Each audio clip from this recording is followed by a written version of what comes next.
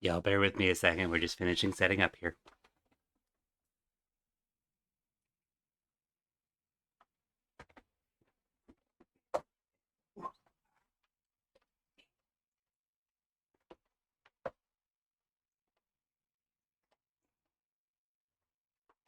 There and there and there we go. And some light, some light. You're facing the wrong way.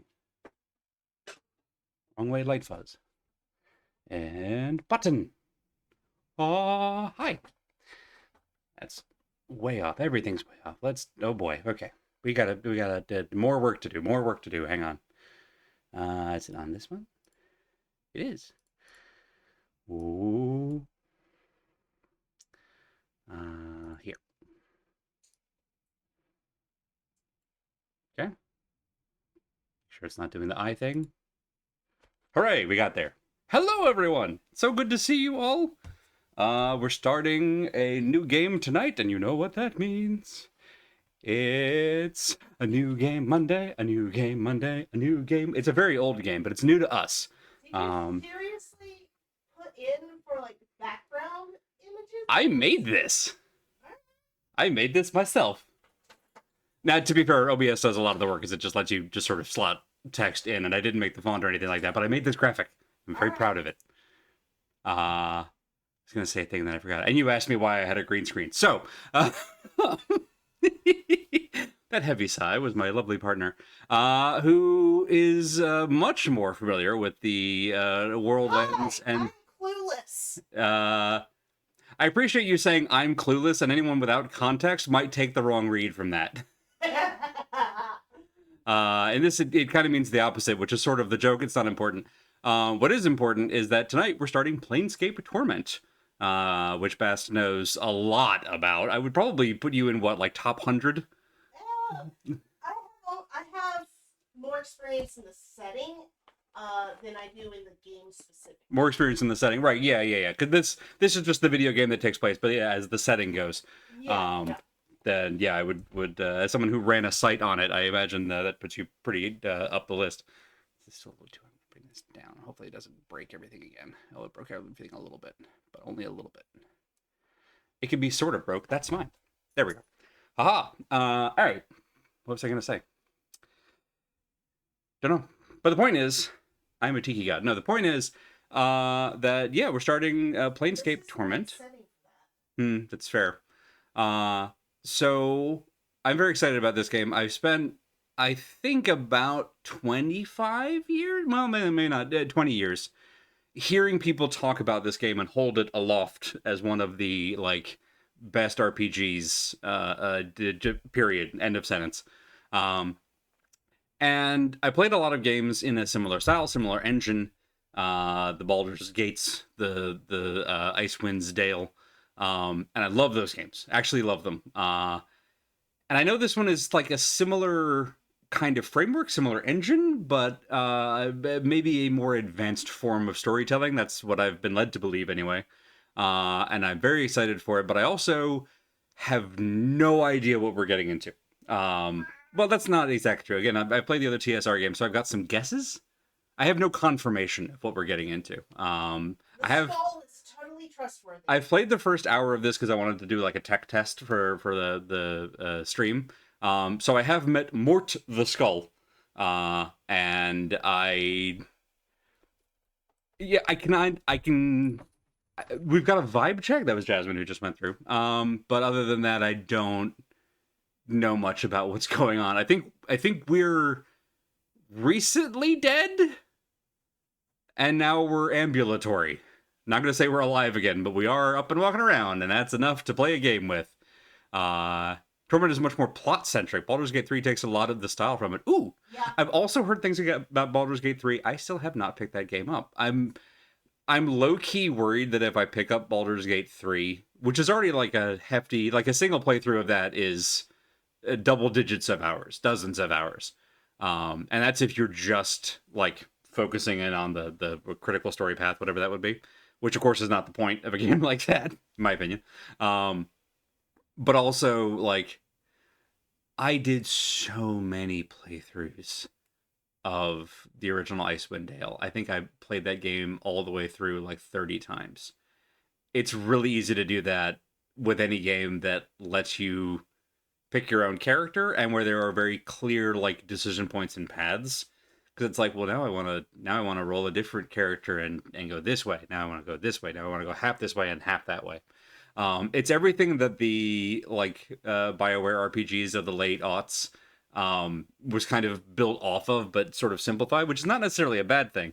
But I do sometimes yearn for the absolutely ridiculous, wild open Fallout 1 and 2 style nonsense, and this is in that oeuvre, that category, which is exciting. I'm very excited to see where this game goes, and I'm excited to have played it. On that note, I mentioned this last stream. I'm going to mention it again this time for anybody who was not there that time. We're also going to 2 streams a week starting this week. So in addition to the Monday night stream, we're starting a Thursday night stream, same bat time, same bat channel. So it'll be 7 p.m. Eastern kickoff tonight, and then also Thursday, and on until we finish this game, basically. It probably won't go much longer than that. We'll see how I feel with the 2 streams a week schedule. But this game there's so much game in this game. There's so much game in this game. And 2.5 hours a week was just not going to be enough to get through it before, like, October. So I decided to go ahead and expedite. Yeah, it's a long game, so it kind of needs it. The terrible thing is that if going back to the 2 streams a week, because I did 2 streams a week forever ago, but that's when I was still on, like, a 90-minute stream schedule. So it's about the same amount of time investment overall for a week. If I get back to like, or if I get into a 5 hours a week streaming schedule, it immediately unlocks a whole bunch of games that are in the too long to stream bucket, which is I hope you like Armored Core. Anyway, that's all for the future. We don't have to worry about that right now. What we do have to worry about right now is content warnings, segues. Speaking of which, those are over here. This predates segues. It predates segues. Oh no, my button doesn't work. All right, hang on. Let's fix this. Why did that? Okay, my button doesn't work because it's not connected with Twitch. Well, that's a problem. We can't have that. All right, show me where we're at. Gotta love. Nope. All right. Interesting. Why are you not connected? Here we go. Open Twitch. You're connected.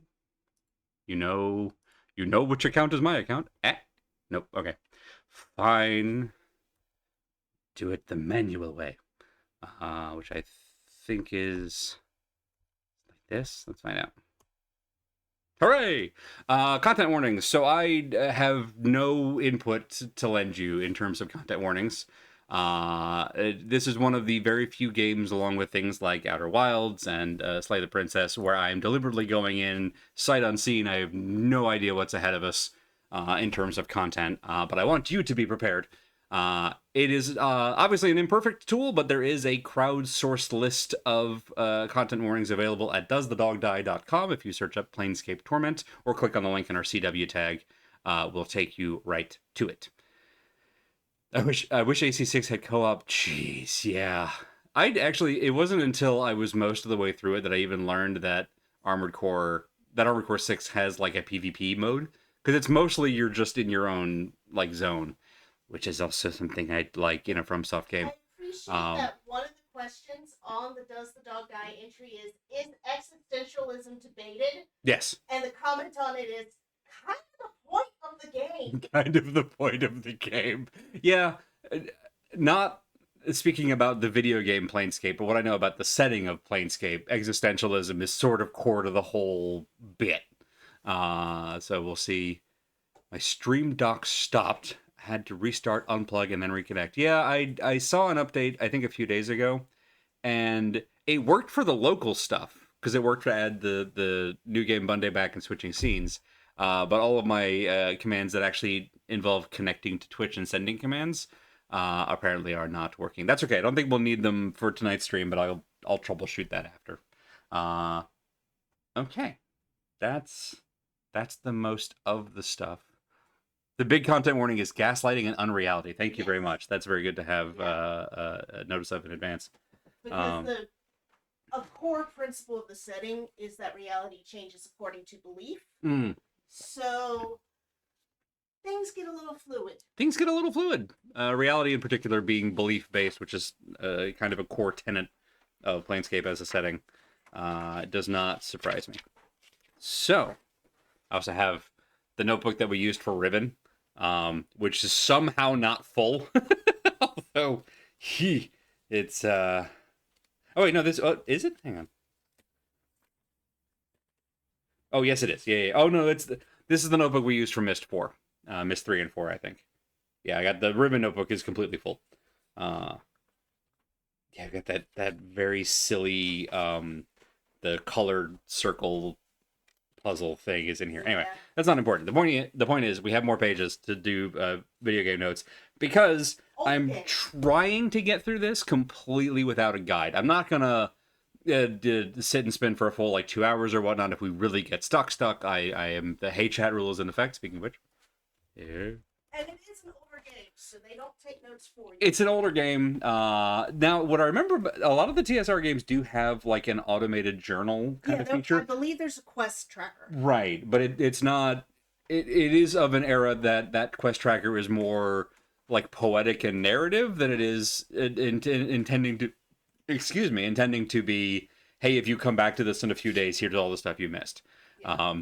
I say this having recently joined a couple of friends of mine in trying out Final Fantasy XI, a game from 2002, which I played once briefly in a fugue state. And it's wild going back to a game of that era and being like, oh yeah, we used to just live like this. It's just bad. The fact that like Dark Souls was an improvement in terms of tutorialization and storytelling. Be prepared for updated my journal. Right, I remember that. I remember gathering your party before venturing forth. There were a handful of little bits like that I'm expected to get back into. I think this game is still loosely based on second edition D&D. I think this predated third ed, but I might be wrong on that. The other TSR games that I played were all based on second ed, which I have not played in 30 years. But they're also like they had to obviously change the system to fit into a video game format. So it's not like it's loosely based on second ed. And this one is also second. Okay, so my assumption was based on the timing of its release. I think it's actually pre-faction war as well. Pre-faction war, okay. But more importantly, I think this came out before 3E did. Mm-hmm. So it wouldn't have had another system to borrow from. Because no one's going back to AD&D. Anyway, right, this is on a slightly modified version of the final draft of second, yes.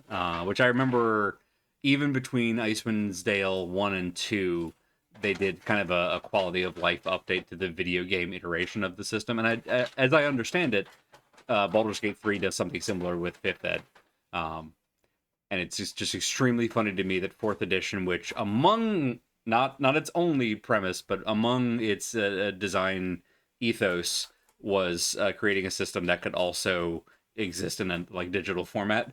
And to my knowledge, I think maybe only ever existed. I think it's the basis for the Dungeons and Dragons online game. I don't know that 4th edition ever made it into a video game anywhere, which is just sort of sad. Anyway, yeah, I think that's. I don't know anything more to say about this game other than I'm excited for it and that we should get into it. So I would like to get into it. Yeah. How are you? Hope you all are well. All right, I'm gonna start up the thing. DDO is 3.5. Yeah, so 4th Ed just completely missed it, which I understand for a variety of reasons that we don't have time to relitigate. They're available all over the place on the internet. Some of them are wrong. 4th Ed bombed hard, but we don't need to get into all that. Now you get some nice and cool sounds. Hopefully, there it is. Haha. Oh, you know what? We've got. Oh well, it doesn't do sound in the background. Hang on. This will be worth it. I was just thinking before stream, like literally moments before stream, that I need to fill this kind of gap because the aspect ratio on this one. And I think, yes, perfect. Da da da. Let's just put a little mort right here. And yeah, buddy, we're gonna leave you there. You're gonna come way down here so that your chat is there. We go. So I can. Perfect. Great. Ha! Love it. All right, let's get the sound back. Oh boy, came in at a loud point.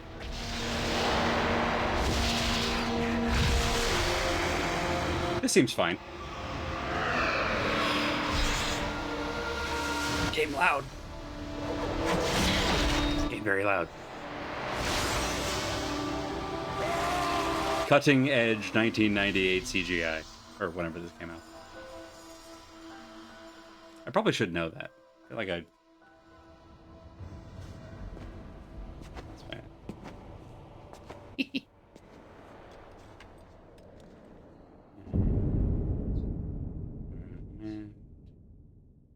That's not how you spell torment. Oh, this menu. Oh, hee hee. 99. I was close. I was close. Okay. New life. Select life. Resume life. The abyss. Alter senses. They were trying so hard. I love the 90s UI on this. Oh yeah, because this like rounded thing. It's yeah. Stylistically beautiful. Yeah, I mean all of our games used to do this kind of nonsense, and I love that. I went and played, or briefly tried to play. Oh god, what was it called? I don't think it's called Zero War, but it's like the second Deus Ex game that shifted hard into just like pure action thriller. And its menu is also like trying to be semi-diegetic. And it's almost innavigable. Alright, tooltip delay. Everything seems fine. Oh, we can set difficulty. That makes me happy. Frame rate. All of them. Original game at 30. The middle is at 40. Fastest is at 50. Sure. Let's give it a shot. Adjusting the frame rate above 30 may result in audio sync issues. Never mind. We'll deal with a low frame rate. Invisible War. Thank you. I knew it was a war. That doesn't narrow it down. Okay. They're already on. Okay, so we do want gore. Trigger warning for gore. Heal on rest. Max HP on level up? Sure. Always run. Yes, please. Smooth area transitions. Show enemy health status. Approximate health status of enemies will be displayed above their sprites if they are selected or highlighted. If this setting is turned off, health status will not be known. I would like to know this, so I'm going to do it. Cloud saves? Yes, please. Play this on the couch. I won't worry about assigning keys just yet. Ooh, autopause, yes. Options to control the automatic pausing of the game timer. Alright. Center the view on the party member who triggered the autopause. That seems reasonable. Pause when hit. I do want to pause on death. I always used to use this for the other TSR games. Characters' hit points decrease to less than 30% of their maximum. That also seems good. Let's do that. If shit starts going bad and we start getting our ass kicked, it'll pause and give us a second to think about it before it's all over. Don't need to worry about that. Any character's attack target becomes invalid. Target becomes invisible or the attacker otherwise disappears. I don't think we need that. Weapon unusable? That's a pretty good one because it'll otherwise be like a text scroll at the bottom of the screen, and I don't trust myself to catch that in the logs, so let's have it pause there. Enemy sighted is pretty good. Trap found is also pretty good, so that if we start walking through a dungeon and I just click to go over here and we find a trap, it'll pause us. So let's do that. I don't think we need this. We're gonna go ahead and leave that for now. We should at least find out what the keys are. I for inventory, J for journal, M for map. Love it. Mage spells. W for wizard. Pre-sales is P. Options is O. Stats is S. I'm going to change that. Oh, well then. No, I don't want to reassign that. Right. Oh, I see. These. I understand. Okay, these are menus. Right. Return to game is G. Attack with A. Quick loot. All right, that's good to know. include for T. Character selection. Oh, that's neat. Okay, we can select pairs. Quick slots. Love quick slots. Okay, so Q is quick save and L is quick load. What is location? No, we can do this access. Center character. Toggle always run, in case we need to turn that off, I guess. Alright. Up is our arrow keys. Oh, nice. We can hotkey spells. Oh, look at these spells. Chromatic Orb, Armor, Minor Embalming. Love it. I minored in Embalming in college. Fist of Iron, Identify, Magic Missile, Pacify, Missile of Patience. Like, there's some of these, like, Friends in Blindness that I definitely know, but Missile of Patience? Is that like a delay blast magic missile? That's fantastic. Scripture of Steel, Submerge the Will. I love these. These are amazing. Good, we have Lesser Embalming and Greater Embalming. Halo of Lesser Revelation. Phenomenal. Litany of Curses. Skull Mob! Want a Skull Mob? Hey, boss. We in the Skull Mob are here to support yous. Kiss? Special ability for Kiss. I love it. So, Missile of Patience Uh-huh. is kind of like a magic missile, Uh-huh. except it's kind of like Pathfinder's current magic missile. Cantrips. It grows as you level. Okay. But it doesn't start as strong. Right, because it's meant to just grow as you grow. Neat. You have to be patient, and then it pays off. All right, that was just under gameplay. Let's make sure we got our subtitles. Movies. Oh, we can just watch movies. Okay, that's good. Sound. Oh yeah, command feedback. We want to leave that at seldom for now. Keep the ambient low. We want voice maxed. Good. Clearly, I've already been in here. All right. Graphics. Font size. I might go up on the font size, actually. Yeah. Let's make that a little bit easier to see. We can full screen. That's going to mess everything up if I try to do that. Mouse cursor. Absolutely. What is... Remind me. Reset the zoom level to default value and prevent any subsequent attempts to zoom in or out. No, not doing that. I want sprite outlines. Grayscale on pause. Fun. Dither always. Tablet. What's this? This setting is on. The tablet interface will be used. When off, the PC interface will be used. Only advanced users should... Oh, tablet like touchscreen. Okay, cute. Enable DirectX rendering support. Okay, only if we get problems. Double-sized cursors. I mean, that also sounds fun. Let's do that. All right, I didn't see a thing for subtitles. Let's make sure I didn't miss it. And that seems fine.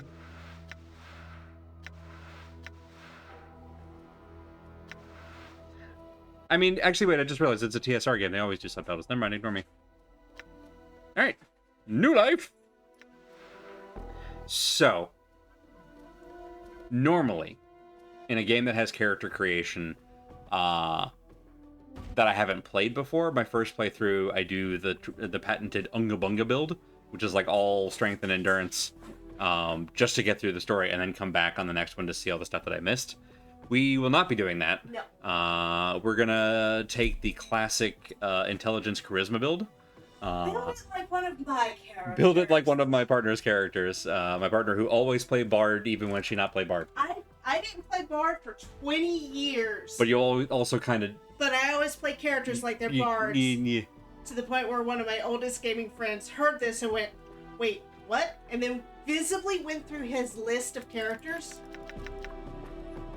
to find out I was not lying. So we can get all the way to 18 charisma, which is fantastic.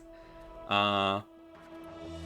I think Wisdom I want... is also a good idea. Yeah, I was about to say, I was debating between intelligence and wisdom, because, like, intelligence gives us the arcane spells, gives us wizard spells, whereas wisdom gives us priest spells, cleric spells. But also, wisdom tends to be a very important save for resistances. More so than intelligence, at least in this edition. I like that they've spread it a bit better in modern editions. I do believe you get stat bonuses. So.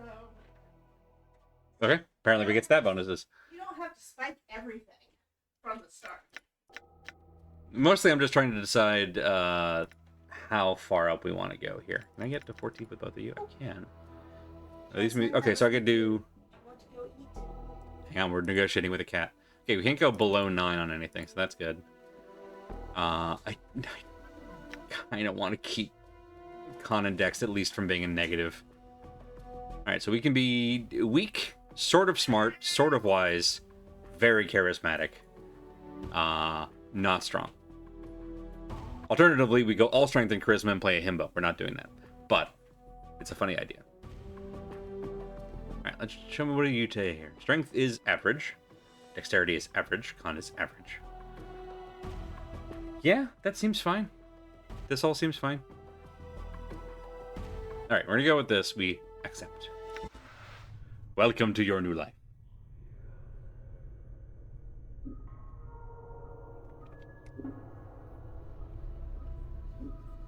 There he is.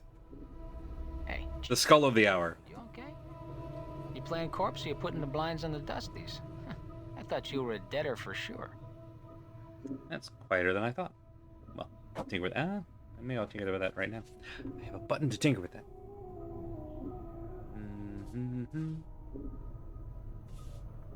Let's try that.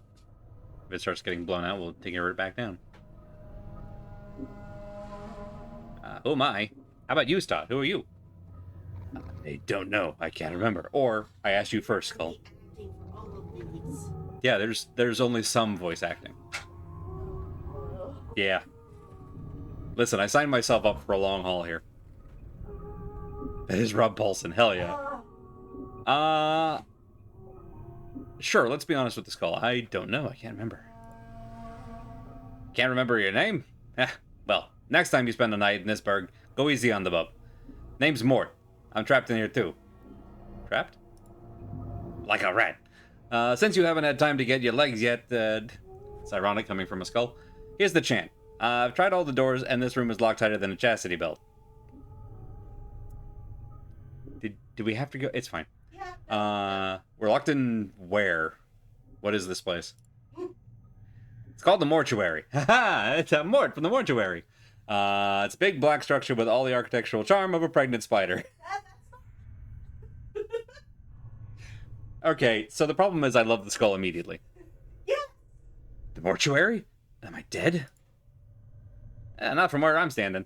Look, I'm gonna be honest with you. He's floating. Yes? There's a character that you ran for a game like years ago that had me convinced you had played this game before. Was it Sudir?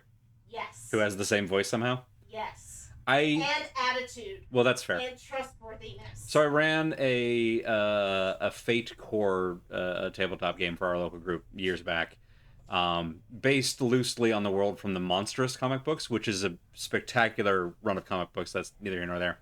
Hey, Bedrod, we just started. You're okay. I just picked my high charisma, medium int, and wisdom build, and then we met Mort.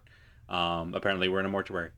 But yeah, so I ran, and one of the characters that they met fairly early on was an indestructible, bejeweled skull named Sudir, who it turns out was sort of the antagonist that had kind of caused everything to go wrong. Years ago, they didn't know that immediately. But he also had this sort of a little bit of Joyzy, a little bit of Bronx sort of way of talking, and I knew I had to make him indestructible, or the party would have broken him in half. And it turns out I was correct. I went fishing with him. You did. You ran him out on a raft behind the ship to try and lure an ancient horror from before the dawn of time, and it worked. That's a trick you can do at least once. I think it was Sudhir. Yeah. It's, oh gosh. My point being, this particular skull had me convinced you had already played this game. I can understand why, because yeah, it was just a fast talking schmuck of a animate skull. Yeah, Yeah. And just with the same accent, that's very fun. Oh, you went fishing with him as bait, not as a friend, right? It wasn't like a fishing trip. Yeah. That's a good point. Mort really is a great character, and well, spoilers. Yeah, I'm excited to finally know more about this game than just this room. Speaking of, we should get out of this room. What, am I dead? Not from my Ramsey ending. You got scars aplenty, though. Looks like some Burke painted you with a knife. I forgot about all of the, what's the lexicon of Planescape. Some Burke painted with you with a knife. All the more reason to give this place the laugh before whoever carved you up comes back to finish the job. Scars? How bad are they? Do they look cool? Well, the carvings on your chest aren't too bad, but the ones on your back... Mort pauses. Say, looks like you got a whole tattoo gallery on your back, Chief. Spells out something. Tattoos on my back? What do they say? Looks like you come with directions. Let's see, it starts with, I know you feel like you've been drinking a few kegs of Styx wash, but you need to center yourself. Among your possessions is a journal that'll shed some light on the dark of the matter. Farad can fill you in on the rest of the chant if he's not in the dead book already. Farad? Does it say anything else? Yeah, there's a bit more. Let's see, it goes on. Don't lose the journal or we'll be up the sticks again. And whatever you do, do not tell anyone who you are or what happens to you, or they'll put you on a quick pilgrimage to the crematorium. Do what I tell you. Read the journal, then find Farad. No wonder my back hurts. There's a damn novel written there. Yeah. As for the journal I'm supposed to have with me... Was there one with me when I was lying here? No, you were stripped to the skins when you arrived here. Besides, looks like you got enough of a journal penned on your body. But what about Farad? Do you know him? Nobody I know. But then again, I don't know many people. Still, Sunberg's got to know where to find Farad. Once we get out of here, that is.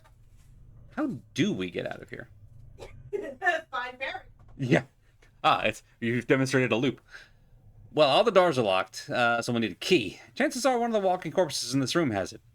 Walking corpses. Yeah, the mortuary keepers use dead bodies as cheap labor. Corpses are dumb as stones, but they're harmless, and won't attack you unless you attack first. So some other way? I don't want to kill them just for a key. What, you think it's going to hurt their feelings? They're dead. And if you want a bright side of this, if you kill them, at least they'll have a rest before the keepers raise them up to work again. Well, all right. I hate how good that argument is. I'll take one of them down and get the key. Before you do that, arm yourself first. I think there's a scalpel on one of the shelves around here. Search the shelves in the room for a weapon to attack the zombies with. When you find one, go to the inventory screen. Arm yourself. You wish to examine any items you find, right-click on them in the inventory screen. All right, I'll look for one. Oh, gotta scroll up.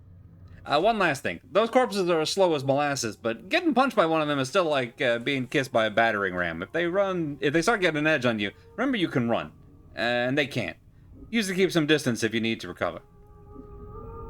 Yada yada yada. Here's how to run. If you're in danger of dying, use running to keep your distance.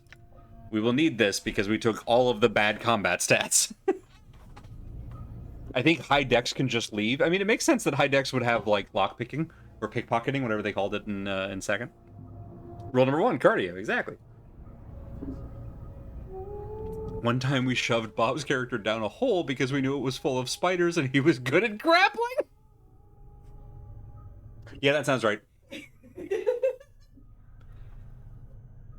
All right, thanks for the advice. Oh, good. We have Mort in the... Mort has almost as much HP as we do. That's embarrassing. All right, so this is my pause button. Okay, but 20 for a theoretically level 1 character? Really impressive. That's true, actually. Are we level 1? Anyway, we'll get to that in a second. All right, so this is the pause. This is formations. Yes! Oh, I forgot about this menu. Oh, what a great menu. All right, let's go with the old T formation for now. Select all characters. Boop. Love it. Got a weapon. We don't have a scalpel yet. We'll go find that in a moment. We have spells. We don't have spells. We have a button for spells. For future spells. Special abilities. Oh, we can use that to talk to people. All right. Up to 6 people? Oh, here's how we do the... Yes, okay. Toggle AI. Bring this function back. Anyway. Inventory. Ooh, hello. We have an eyeball. Don't want to part with that. Eyes cannot be removed, only switched. Sorry. One more time. Eyes cannot be removed, only switched. What does that mean? What is that? Yeah, I mean, oh yeah, fair. AC 10 from the era of Thaco. Yep. Okay. Okay, we have tattoo inventory slots. Mm-hmm. We have many tattoo inventory slots. Okay. Earrings, 2 rings. Okay, so we actually don't have, like, we don't have the like, you know, chest, glove, hat, or whatever. We have, you know, like, main armor, essentially, and then accessories. Which I kind of love. Neat. Alright. Quick slots. Trust only your fists. Police will never help you. We have no money, which is appropriate. Alright. Map. Woohoo! Show walkable. Ooh!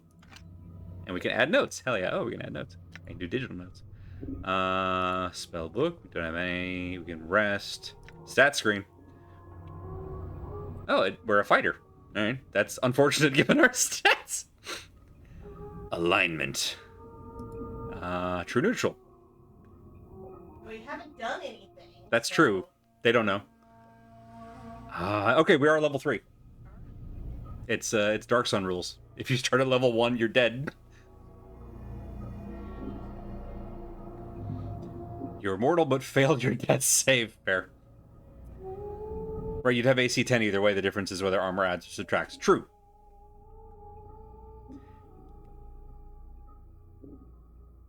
Your strength isn't high enough to dual class. Ah, there we go. Thaco 18. Oh dear. That's okay. We hopefully don't run into AC 0 immediately. Let's see. 1 attack. Lore of 3. I forgot that lore. Yes. Okay. All right. It's coming back to me. It's coming back to me. It's coming back to me. Right. The saving throws. Right. The saving throws are specific to types of damage. They're not stat based yet. Oh, wow. Oh, okay. Sorry. Just give me a moment to pull myself back into the early 2000s. Oh, man. Phenomenal. Weapon proficiencies. Fist and edged weapons. We have 3 unused slots. I remember playing pen and paper versions of this game Uh-huh. where I actually, to save my own brain, Uh-huh. built a Thaco calculator into a custom sheet that I would Excuse me. print out. Mm-hmm. So that it was just right there without having to think about it. I went to a convention many years ago. Excuse me, I think it was actually the local game day. Where someone had a custom slide ruler just for Thaco. Yeah. And it was like, oh, they should ship this with the game. None of your stats are high enough to dual class. I think you need like 15 strength and 17 in dex, int, or wisdom. Oh, all right. I don't know that I plan to dual class. I'm pretty confident I'm not going to stay as fighter with these stats other than that. Right, I grew up on Thaco. I played a little bit of second ed, but it was with a GM who was much more of a storyteller than like the running combat thing. So like it was mostly I would roll a die and he would just tell us if that succeeded or failed. We never needed to do the math ourselves. By the time I was to that point, it was in college and third ed was out, and that was really the D&D that I learned first on. So other than the video games, I haven't really played a lot of second ed in earnest, I guess is the way to put it. Oh, you don't have a choice, you're stuck with fighter. Okay, got it. Oh, we may want to respec. Yeah, but are we able to? It does look like there are some trainers. It's interesting that I don't think the game, unless I missed it, the game let us pick our stats, it didn't let us pick our class. Interesting. Well. Whoops. Okay. Oh, we have a weight allowance of 50 because our strength is terrible. Our open doors is only 9. Missile adjustment. Oh my god. Incredible. Should I ditch and start over? What do you think? She's looking it up. Well, let's go ahead and see. And worst case comes to worst, I might just steal your account and play for a little bit until I get to the same spot you're at. All right, fair enough. Looks like someone is in the middle of dissecting this corpse. Done. I mean, not at the moment because they're not here. Find a scalpel? Basically, it looks Scalpel. like they have you've got trainers that you go for. That will let you swap stuff out. Right, because otherwise you'd just be every single playthrough would be fighter Mm-hmm. multiclassed into something, which would be annoying. I assume. Mm-hmm. So, all right. First Third Ed campaign together, Bob named his character Thaco. Yes. All right, let's see. All right, you found the scalpel. Now go get those corpses. Don't worry, I'll stay back and provide valuable tactical advice. Maybe you could help me, Mort. I will be helping you. Good advice is hard to come by. I mean help in attacking the corpse.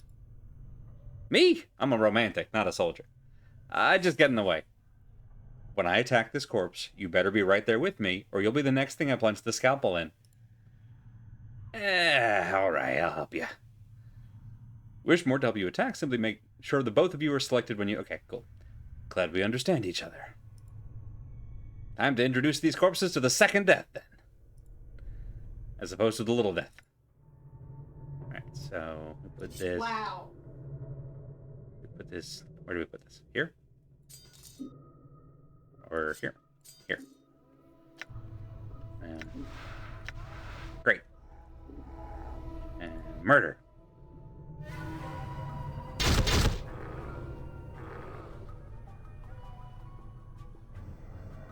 I was trying to, like... There we go. Can I not? Thanks, bud. Okay. How do I do it like that? Ah, there we go. Got there. Would you need a bone saw for Mort? Depends on how fragile a skull we're talking.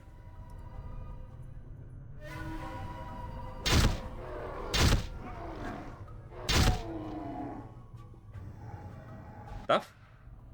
Bandages. Good. Should also check this thing. Bandages. Good. I'm assuming those are probably for healing. That's... Nope. Give me that back. Mort, did you just juggle your own jawbone? Well done. Alright. This corpse stops and stares blankly at you as you approach. The number 782 is carved into his forehead, and his lips have been stitched closed. A faint smell of formaldehyde emanates from the body. Examine the corpse to see if it's carrying a key. Worker looks like the one with the key. He's holding it tightly in his left hand, his thumb and forefinger locked around it in a death grip. Ha ha ha ha ha. Cute. Looks like you'll need to hack the corpse's hand off to free the key. I need that key, corpse. Looks like you're not long for this world. You see that? Ooh! Nice job, Mort.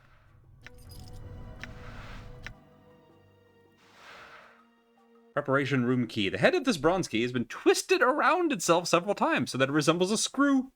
If Mort is to be believed, it unlocks one of the doors in the preparation room. Okay.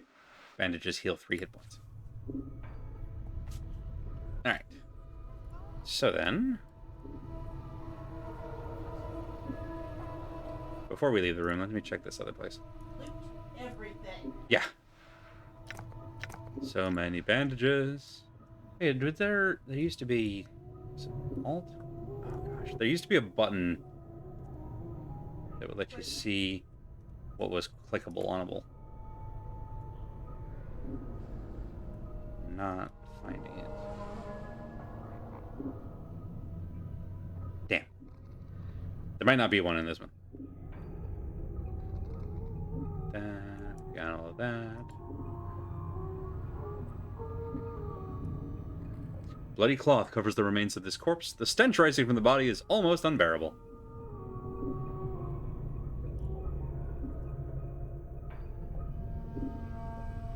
Let's see what's up here.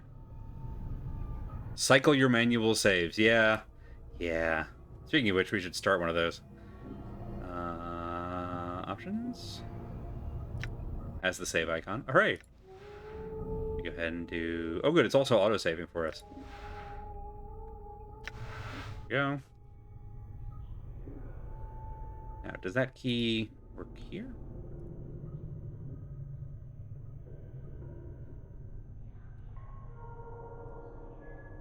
No. I'm gonna figure out the difference between, like, what left key does and what right... You know what I mean? What left mouse button does and what right mouse button does. Oh! Psst. Some advice, Chief. I'll keep it quiet from here. No need to put any more corpses in the dead book than necessary. Especially the Fems. Plus, killing them might draw the caretakers here. You have many options. Don't think you mentioned it before. Who are these caretakers? Where do the corpses here come from? Why do you care about the female corpses? I'm going to start with the first one. Don't think you mentioned it before. Who are these caretakers? They call themselves the Dustmen. Can't miss them. They have an obsession with black and rigor mortis of the face. Regrettably, we have to keep the skull around forever. He's too funny. They're an adult bunch of ghoulish death worshippers. They believe everyone should die, sooner better than later. There's technically a lot of crime roll afterlife? Right, this is the afterlife for a lot of other people. So having a death cult here is really just part of logistics. The cats are sort of mad dogging each other around here. I'm just trying to make sure that they don't charge immediately through the center of the operation. They're an adult bunch of ghoulish death worshippers. They believe everybody should die, sooner rather than later. I'm confused. Why do these dustmen care if I escape? Weren't you listening? Said the Dusties believe everybody's got to die, sooner, better than later. Yeah. Think the corpses you've seen are happier in the dead book than out of it? Corpses I've seen here, where do they all come from? Death visits the plains every day, Chief. These shamblers are all that's left of the poor sods who sold their bodies to the caretakers after death. The Dusties are totally not making their own. The Dusties are totally not making their own. I'm going to regret clicking on this option, but for completeness sake, I am going to ask. Before you said something about making sure I didn't kill any female corpses. Why? What? Are you serious? Look, Chief, these dead shits are the last chance for a couple of hardy bashers like us. We need to be chivalrous. No hacking them up for keys, no lopping their limbs off, things like that.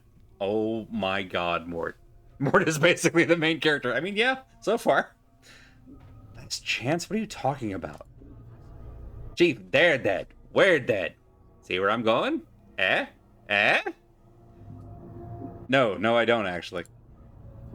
Chief, we already got an opening line with these limping ladies. We've all died at least once. We'll have something to talk about. They'll appreciate men with our kind of death experience. He's actually logical about that. I'm not even giving him that much credit. Wait, didn't you say before that I'm not dead? Well, alright, you might not be dead, but I am, and from where I'm standing, I wouldn't mind sharing a coffin with some of these fine sinewy cadavers I see here. Mort starts clacking his teeth as if in anticipation, just amazing. Of course, the caretakers would have to part with them first, and that's not likely. Alright, I'll try and remember that. Look, Chief, it's obvious you're still a little addled after your kiss with death, so I got 2 bits of advice for you. 1, you got questions, ask me, alright? Alright, if I have questions, I'll ask you. 2nd, if you're half as forgetful as you seem to be... Okay, now hang on, you don't need to at me specifically. Half as forgetful as you seem to be, start writing stuff down. Whenever you come across something that might be important, jot it down so you don't forget. Yeah, they literally give you this advice. This was what passed for tutorialization in the day, and honestly, I don't hate it. If I had that journal I was supposed to have with me, I'd do that. Okay, buddy, I got you covered. Start a new one. No loss. There's plenty of parchment and ink around here to last you. Alright, couldn't hurt. I'll make a new one then. Wonder what happened to that journal. What did happen to that journal? Right, the diegetic. It's actually our character's journal. I love that. Use it to keep track of your movements. You ever start to get cloudy on important things like who you are, or more importantly, who I am? Use it to refresh your memory. Oh, like the guy in Memento. Alright, I got it. Let's go. Updated my journal. It starts! so It starts! Oh, I'm so happy. Hey, there we go, okay. Alright, we're leaving you guys alone. Let's just check out what's going on in here. Bloodstains, rust, and other remains cover the surface of this metal slab. It is much larger than most of the other slabs and is sitting on a platform that allows it to be rotated. Neat.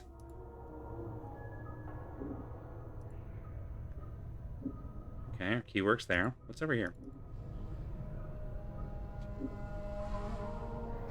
Oh, oh. Nothing. There's nothing over here. Right, I always forget one click will send them there. The double click centers on your pointer. I'm remembering. It's been a long time. Let's steal from the nothing table.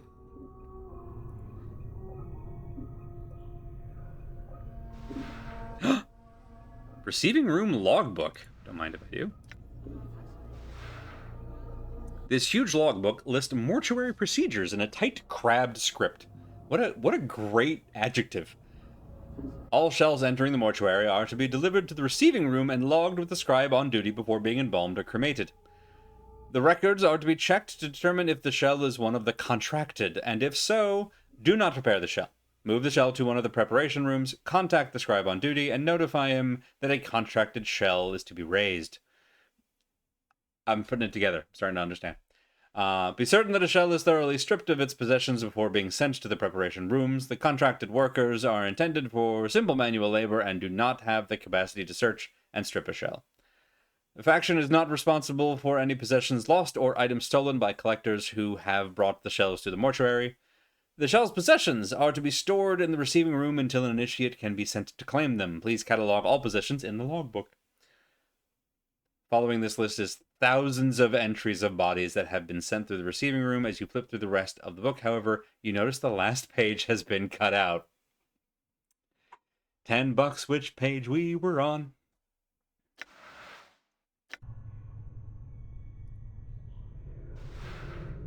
Money! 13 cash dollars.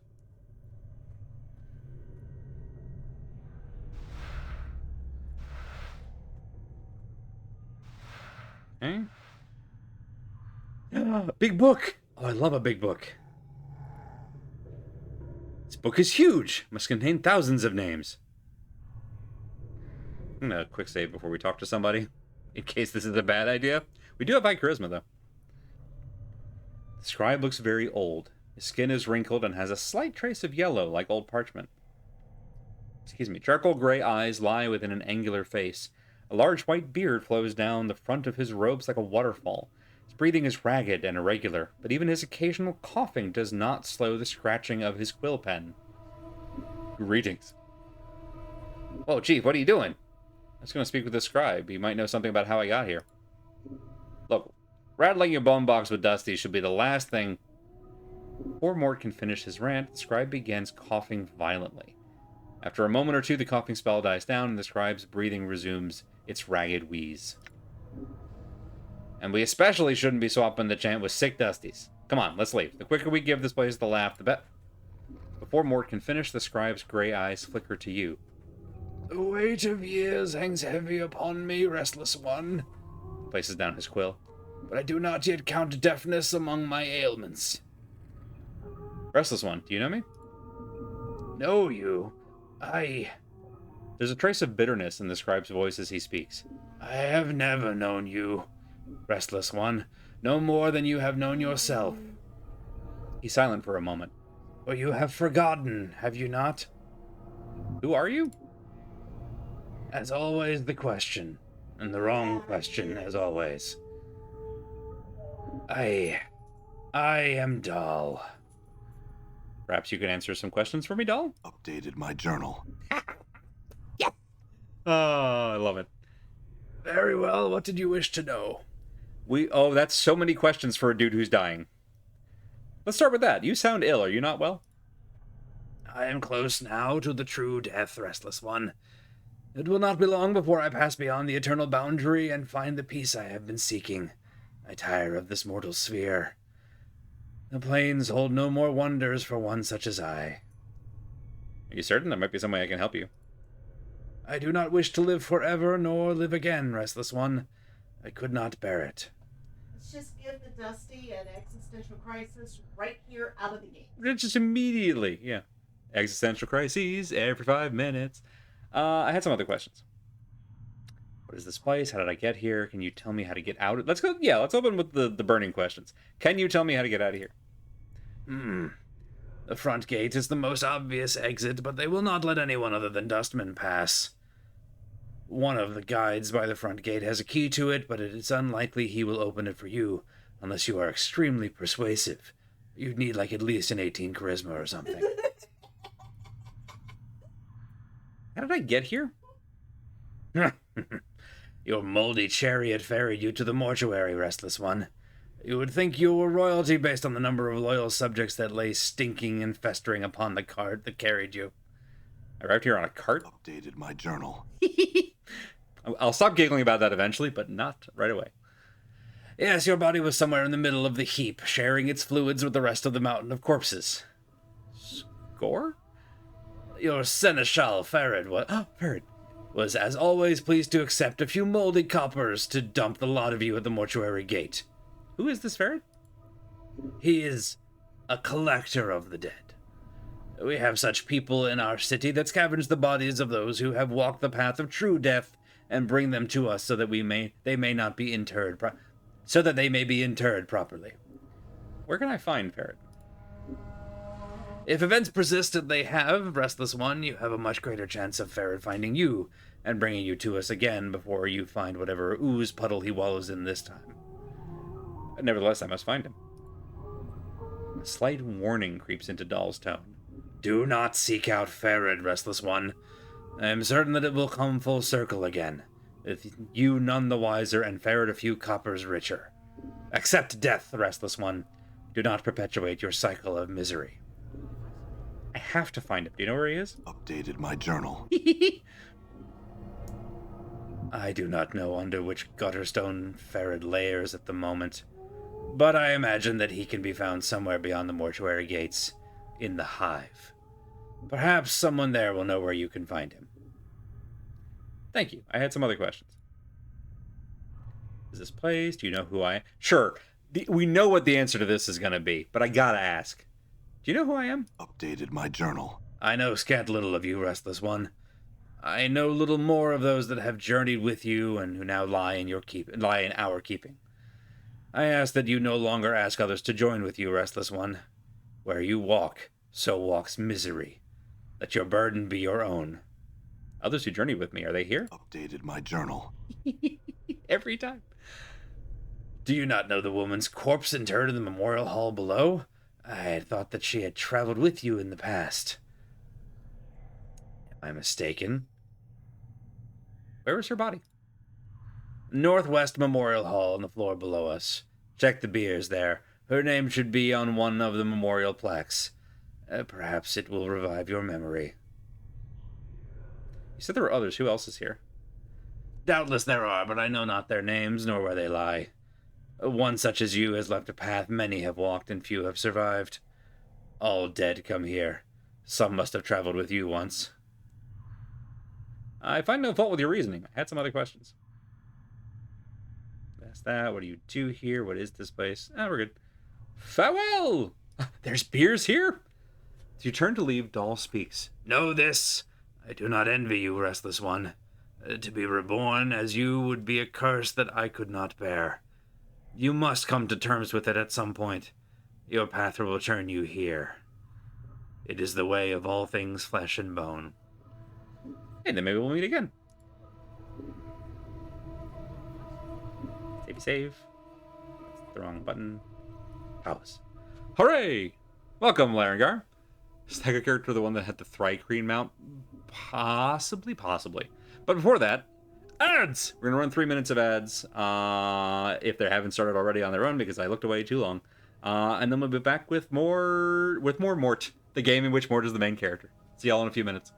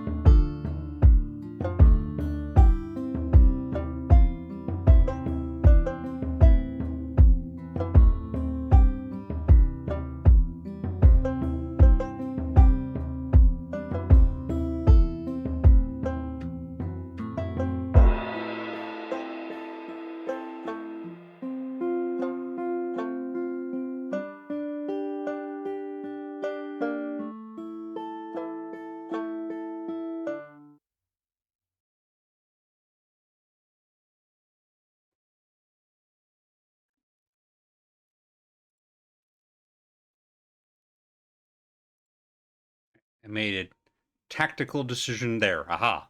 All right. Oh, the ad break got a little hecked up. That's right. We'll wait a couple seconds here. Not a Thri-Kreen, and a Cridian, right? The... God. Green insect with... Fading? Echo? One of them old keywords. I just remember they look like the Gargants from Final Fantasy IX. Oh, they keep running Rowling ads on Queer People streams. Gross. And AI ads. There aren't a lot of, like, ads that I don't cringe at. Basically, all through the fall when football season's on, it's just all sports betting. And it sucks. Icridian is 1 in a green with Echo for a 2/4 insect. That's actually, for the age in particular, that's pretty darn good. That's a big butt. All right, so our companion is downstairs.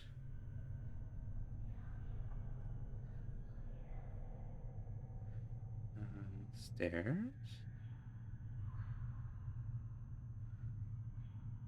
There. Check. Beers. Beers.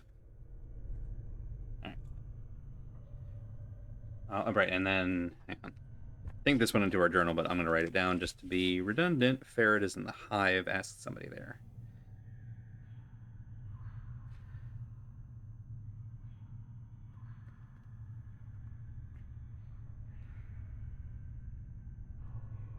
I mentioned at the top of the stream that I've recently taken advantage of the login campaign with Final Fantasy XI to kind of go back in time. Never got into WoW Classic, but Final Fantasy XI is more...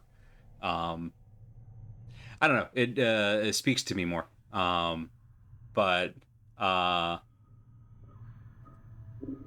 it is very much of that, like, old era RPG where you're just expected to talk to everybody.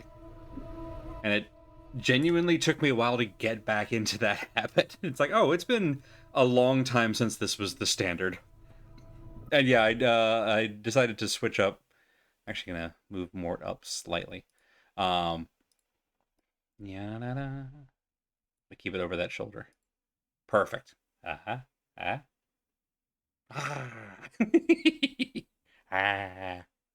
we get in the middle. Trying to get the angle on this right. As I go this way, and then now let's bring you back down again. Actually, I changed my mind. Kind of like you down here in the corner, lurking over my shoulder as you should be. During the break, I went ahead and switched up to full screen, which definitely changed the aspect ratio, but I think it still works. So we're gonna leave it right there. I might center it, or I'll just leave Mort there because it's very funny. You also have a skull. It came free with your the whole body thing. Sort of more of a gift than a curse. All right, or the other way around. Map. Okay, these are cute. All right, so gate looks sealed shut. There's no lock or other means of opening it. I'm gone. Hi, Jasmine. You want to be on camera? Okay, fine. Corpse has been completely wrapped in bandages, like a mummy. Yeah? You want to hang out with Mort? There. You two can have a conversation. Just touch the skull. Yeah. There you go, you can pick his nose. You can pick your friends and you can pick your nose, but you can't pick your skull's nose. Because you'd have to get way back in there. Okay. I had the disappointing realization that those are scepters, not ice cream cones. They could be both. A bad cat would like you to pet that cat. We pet the cat, we scratch the chin. There you go. As we speak. 2 cats being pet at once. Need a 19th century psychiatrist to pick your skull. Oh. Yeah, Woof. All right. Oh, did we check that? I think we looted this already. Yeah, we did. Okay. Oh, wait, hang on. This one. There's going to be a lot, again, very much like a Fallout game of, like, looting a thing and then there's nothing.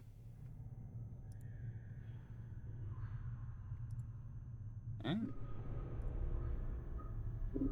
See, we found the what's the term? The switch room? Hello, you're not a zombie? Well, you might be a zombie, but you look different. Nothing but dodges. Okay, well, we have like 15 HP in stored healing now, so that's nice. It's probably enough. It's most of our health total. We get absolutely hammered by something.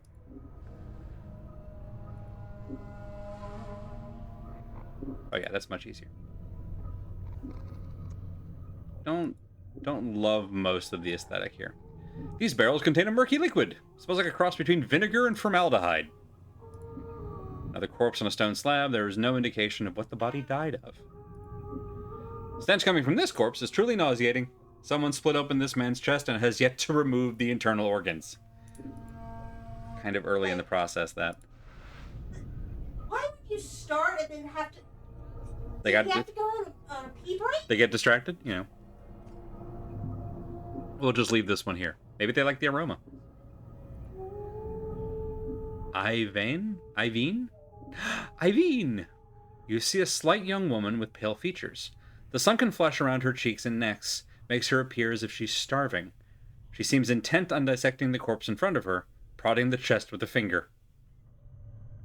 Right, so yeah, it's not like he's gonna get up and leave. Right? Right, guys? Anybody?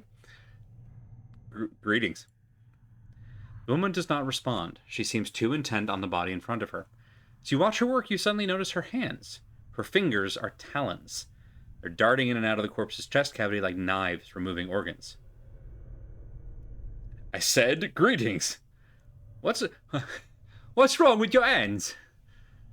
This is such a rude thing to open. I guess we said greetings first.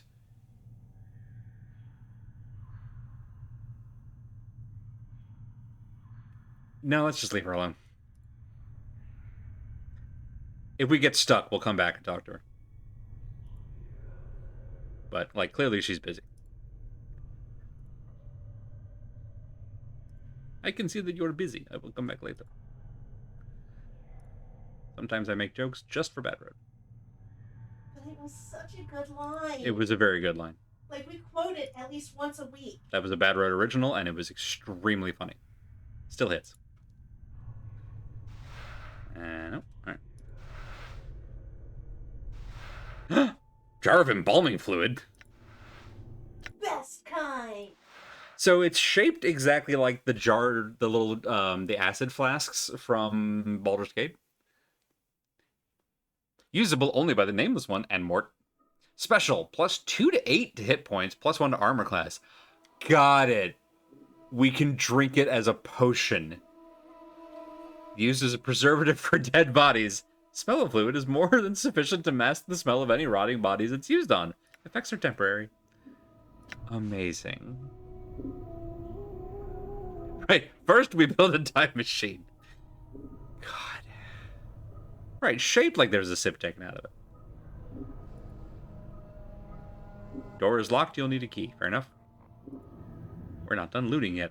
More embalming fluid.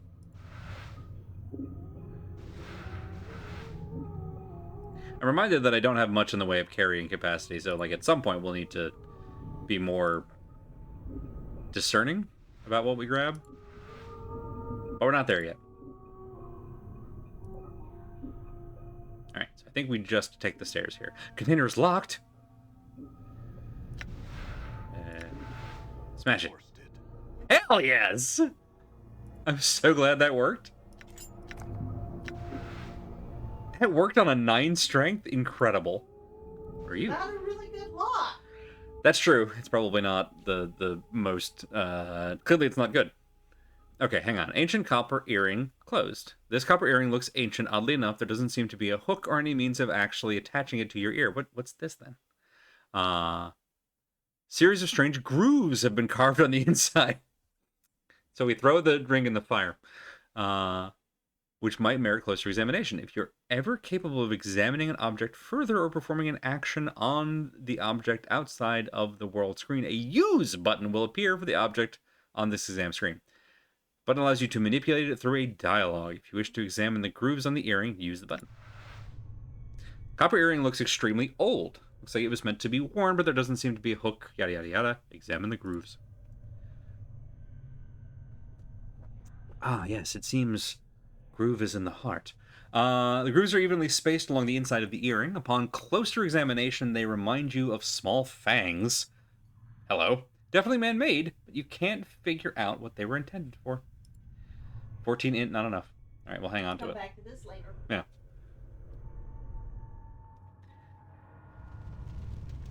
Okay. All right. More loot. Hello? Charcoal charm. Plus 50 resistance to fire, plus 25 resistance to magical fire. Charred bone fragment of some creature, perhaps a finger bone or talon. Symbols have been scratched into its surface. Neat. All right. It's such a delight. See, you got what I'm putting down. Oh, that's Okay, we've moved from the zombie workers to skeleton workers. This looks like a furnace. The air roaring from the mouth of this immense furnace is incredibly hot, you would hope. Walking even a few steps past the archway would certainly cause your hair and flesh to burst into flame. Oh no, hi. Didn't see you there.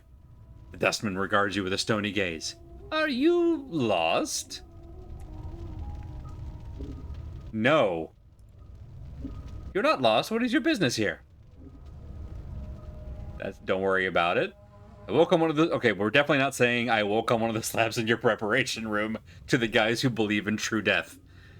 I'm here to see someone. I was here for an internment, but there seems to have been a mistake. I'm here to see someone. Who are you here to see? Well, we know Doll. We just talked to Doll. I'm here to see Doll. Doll is most likely in the receiving room on the second floor. He's quite busy and not in the best of health. Unless you have pressing business, I would not disturb him. Very well. Thanks for the information. Thank you for your service. You there. Hold. I'm holding. It's me. It's me holding. The earring is a very tiny mimic, hence the teeth. Are you lost? No. Here to see someone. This worked last time. I'm going to keep doing it. Here to see Doll. Great. We've got our story. We'll stick to it. I'm going to loot this table in the meantime. Needle and thread. So? Roll of thread and a small bone needle. Cool. Seems useful. Let's get out of here before anyone asks any more questions. Keep looting. I should probably, at this point, new floor, new save. Oh! Oh, they auto-stagger the quick saves. Oh, that's so good. We're going to do this anyway, but that's so good. All right. What a smart little quality of life. Okay, all right, hang on. We just got a whole bunch of stuff. Clot Charm. Heals 9 hit points. Resistance to slashing and piercing. Glistening blood drop is as hard and as smooth as a pearl. When placed on the tongue, it dissolves instantly and spreads through the user's bloodstream. Stimulates the blood into clotting and scabbing over existing wounds. Gross. Love it. Mortuary task list. We found someone's to-do list and just swipe their post-it off their monitor. New floor, new save to the tune of no body, no crime. Someone has penned a series of tasks in red ink on this scrap of parchment. I would like the contracted workers to be inspected thrice daily at the end of each work shift when the new initiates come on duty. We have experienced too many contracted collapses while engaged in heavy labor as of late, and I fear the embalming enchantments initially used on the corpses may be decaying or may have been warped somehow. If the contracted workers could be inspected every 8 hours and raised if they have collapsed, then this would prevent the backlog of shelves in the preparation rooms and free up more contracted workers for other duties. I do not wish collapsed bodies to be disposed of. When possible, the original contracted shells are to be raised and be made to resume their duties. I've included spare embalming charms within the shelves for the initiates on duty. They are to be used only when the shelves cannot be repaired with stitching, bandaging, or applications of embalming fluid. The charm invokes Embalming Minor. Okay. Usable only on the Nameless One and Mort. Judging from the crude text, it appears that the bracelet works by being held by a living creature. Then, while pronounced a mantra to the true death, it is touched to the forehead of a zombie or skeleton. Minor enchantment held within the item spreads through the corpse, strengthening their bones, killing traces of corpse rot and or grave mold, helping to seal minor tears in the skin. Single place in your quick item slot. Gain 2 to 8 temporary hit points and a temporary bonus of +1 to AC for a half hour. Alright. Neat. Go ahead and put that in here. Actually, I'm going to put bandages in here first. This will be like second. Clot Charm also helps. Balming Fluid also helps. We have a lot of really good items. These are more like lore items, and we don't know what this does yet. Would love another weapon.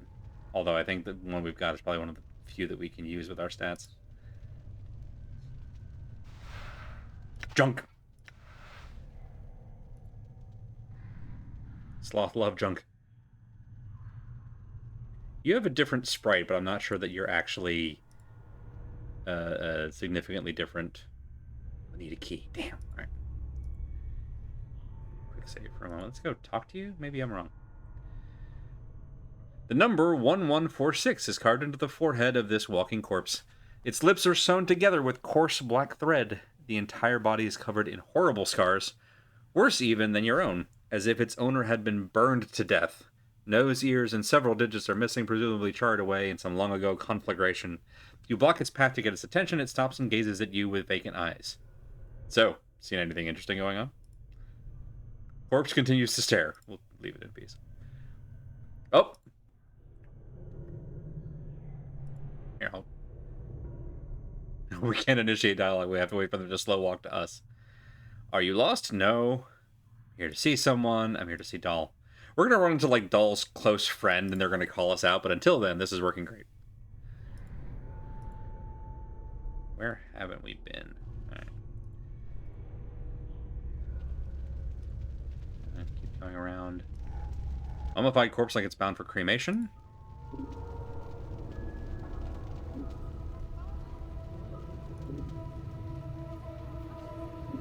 Lost. I'm here to see someone. I'm here to... So they put you guys like every 5 feet and you don't talk to each other. That's fine. Hopefully you'll only challenge each of us once. Or each of you will only challenge us once. Oh. Was this? This is where we came in, because that's the furnace. Yeah. Okay. Here's an interesting thought, actually. Take me downstairs a second ago. I need to do a run with a nameless one who's strong as an ox and smart as a brick. Strong like ox, smart like tractor.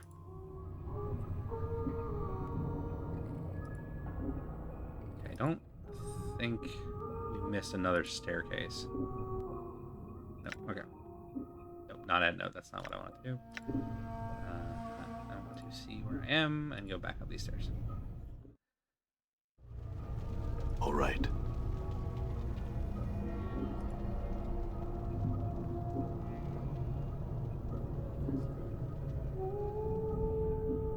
What are you still doing here? Okay, so I get the sense that if we linger around too much, eventually they'll call us on our bullshit. Oh, Prybar.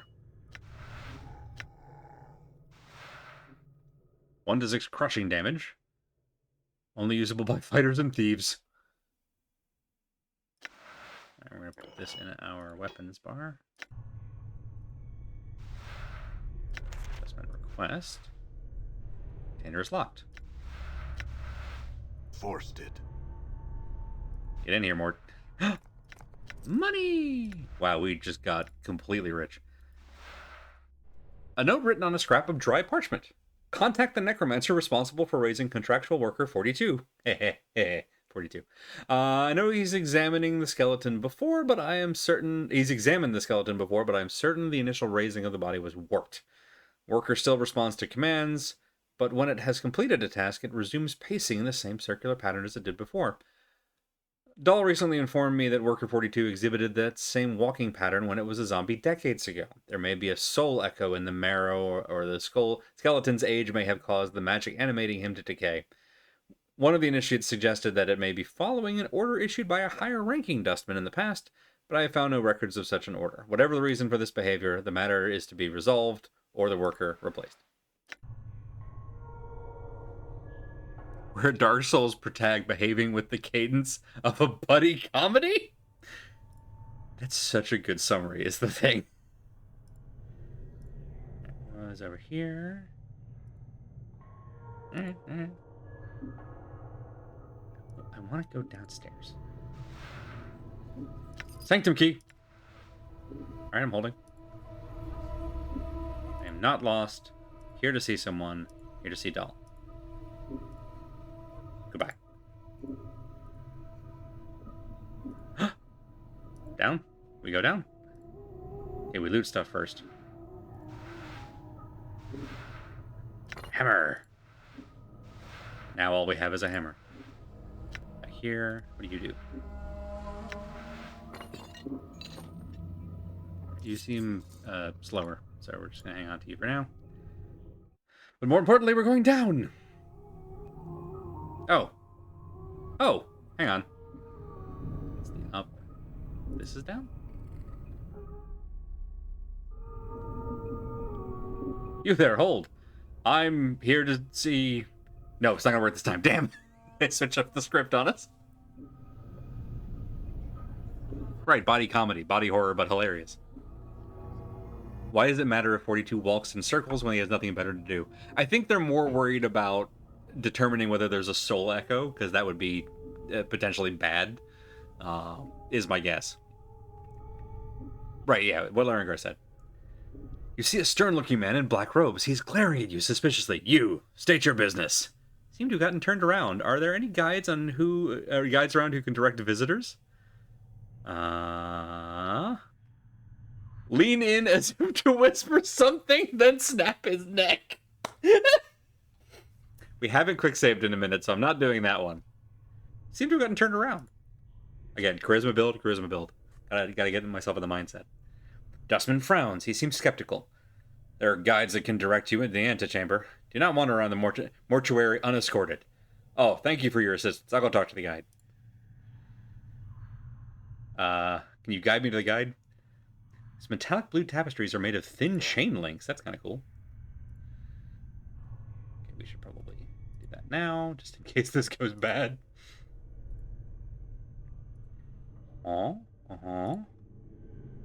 Hello? What's all this then? What? A ghost. Hang on, say that again. It's like a large tomb. The marble surface gives it a rather elegant look. Dionara. See a strikingly beautiful ghostly form before you. Her arms are crossed and her eyes are closed. She has long flowing hair and her gown seems stirred by some ethereal breeze. If I become a ghost and I don't get my own, wind, I'm gonna be pissed. As you watch, she stirs slightly and her eyes flicker. Leave before the spirit gets her bearings. Hey, Willow! Boulder's Inferno! Greetings. You. What is it that brings you here?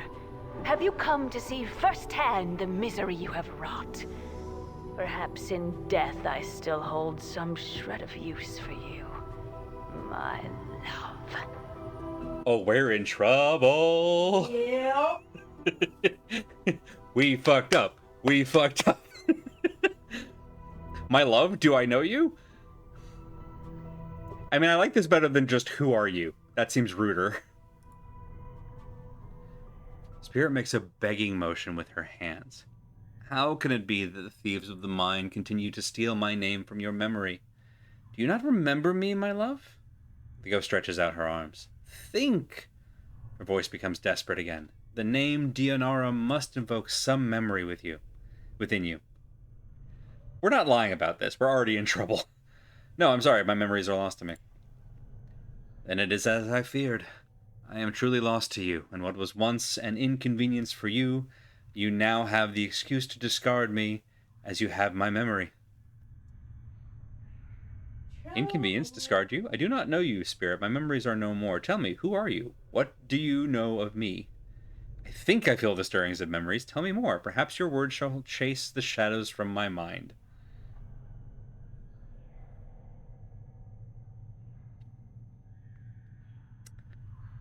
I think we're going to go with this one. This feels like a moral decision. Everything in these games feels like a moral decision. At last the fates show mercy. Even death cannot chase me from your mind, my love. Do you not see? Your memories shall return. Tell me how I can help you, and I shall. Do you know who I am? I need to escape this place. Can you help me? As you're about to ask Dianara the question, it catches in your throat. Cursed you that if you tell her you are looking for an escape route, she may feel you are abandoning her. If you are going to ask her how to leave, you'll need to be more delicate about it. Dianara, I am in danger. Can you guide me to a place of safety? I shall return as soon as I can to speak to you again. Now, we get to decide as the player if we mean this. Obviously, this is a useful deception if we don't plan to come back. But I need to know more about this lady, and I want to get her out of here. So I do actually mean this. In danger? Of course, my love. I'll aid you any way I can. She closes her eyes for a moment. You watch an ethereal zephyr pass through her body, stirring her hair. Again, if I turn into a ghost and I don't get my own wind, I riot. Perhaps there is a way. Yes? We did it! We gained experience.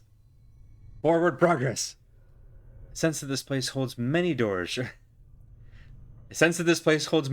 Ed boy. Shrouded from mortal eyes. Perhaps you could use one of those portals as a means of escape. Portals. Yes, it's this wonderful game by Valve. A lot of people liked it. Portals are holes in existence, leading to destinations in the inner and outer planes. It would be so funny if before the end of the tutorial we end up like portaling to Greyhawk or fucking Ravenloft, and it's like, haha, new game! Joke's on you! Portals are holes in existence, leading to destinations in the inner and outer planes. If you could find the proper key, you could escape through one of them. Hun, was it a game you were in where the key was like a gnome and you booted him through the portal? Yeah, we did that once. Alright, just making sure. And to be exact, the key was not the gnome. Oh, the key was on the gnome? The act of kicking the gnome through the portal. Literally the act, you had to, the key was kick the gnome. To not kick the gnome. Got it, okay.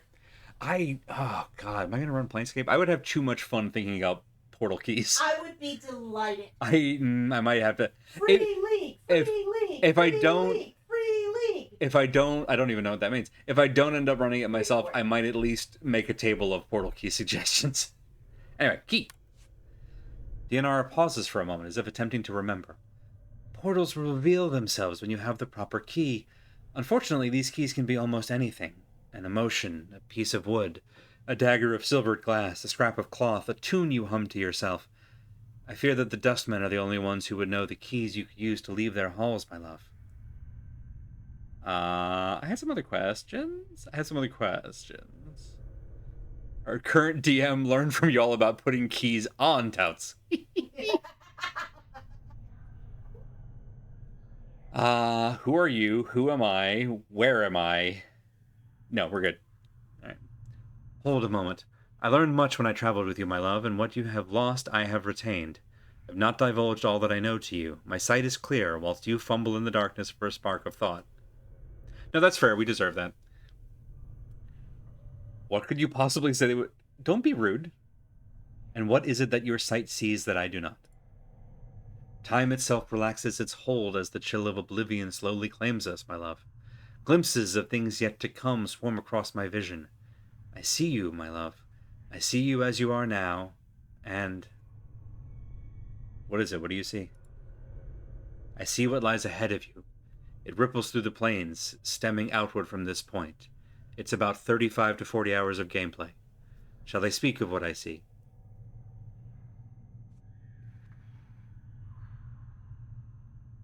So, like, my gut instinct is to say, no, I don't want to know. Because me personally, in real life, I don't love portents and what they suggest about the nature of reality and destiny. But also, this is a video game, and I'm curious what they wrote, you know? And that might be part of the point. That might be part of the point. Fumbling in the darkness for a spark of thought is the name of my autobiography. This is why we get along, Dave. It's such a robust way to tell someone they're just not getting it. Maybe I need to hang on to that one for a rainy day. No, I don't want to know. The future shall reveal itself in time. You are always so, my love. Nailed it! Already you refuse to heed death's call. Shall time be the next one you spurn? Sure, we'll go down the list. Closes her eyes, and with ethereal whisper, she fades away. Okay, we're coming back to get Dianara. She's awesome. You back with me, Chief? You kind of drifted out on me there. I'm fine. Do you know who that spirit was? Spirit. The specter I was talking to, the woman. You were rattling your bone box with some woman? Where? What does she look like? Well, I think we've kind of got more than a nutshell at this point, huh? At least he's consistent. She was right on top of the beard. Didn't you see her? No. You just kind of drifted out for a bit there. You just stood there, statue-like. I was a little worried you'd gone addled on me again. No, I'm fine, I think. Let's move on. More cheese by X. Tone it down, buddy. Okay, so, first of all, we do that. So we talk to some of the dustmen. Maybe we can figure out what a portal key is. We still need to find the portal, I assume. But maybe the dustmen have the key. Rusty blood clever slab. You okay there, buddy? You just made a rah. Can't tell if that's a bad thing or not. Oh, hey, bud. Are you lost? No, I'm not lost. I had some questions. If you're not lost, what is your business here? Okay, well, this is just a loop, but it's fine. I'm here to see someone.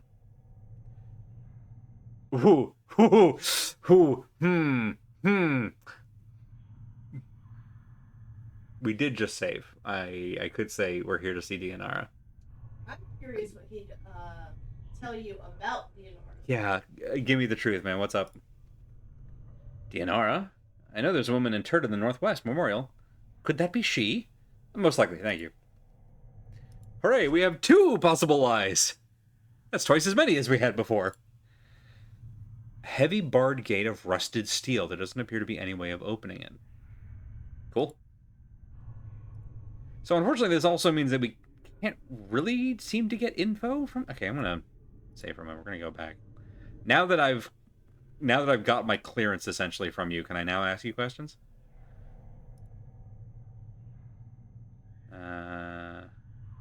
Nope. Damn. All right. What's a barred gate?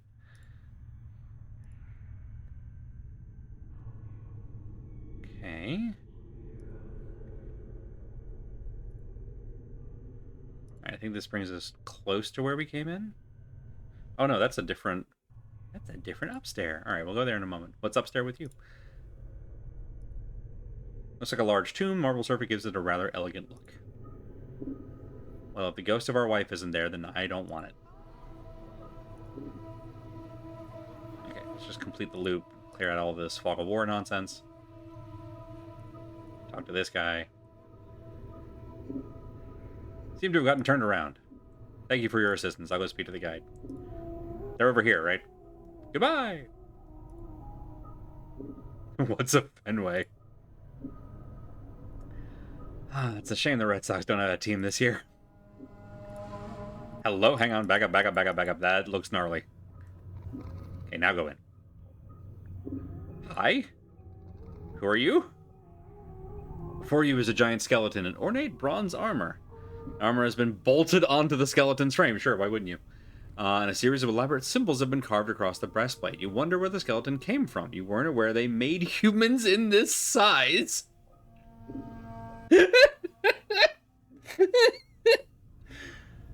The huge blade in its hands looks like it weighs as much as a wagon cart. Mind if I hold that blade for a second? You must be getting tired. With our 9 strength, it would crush us. Hey, so how long you been standing here? Long time? Skeleton looks too long dead to answer any of your questions. Either that, or its head is too high up for it to hear you.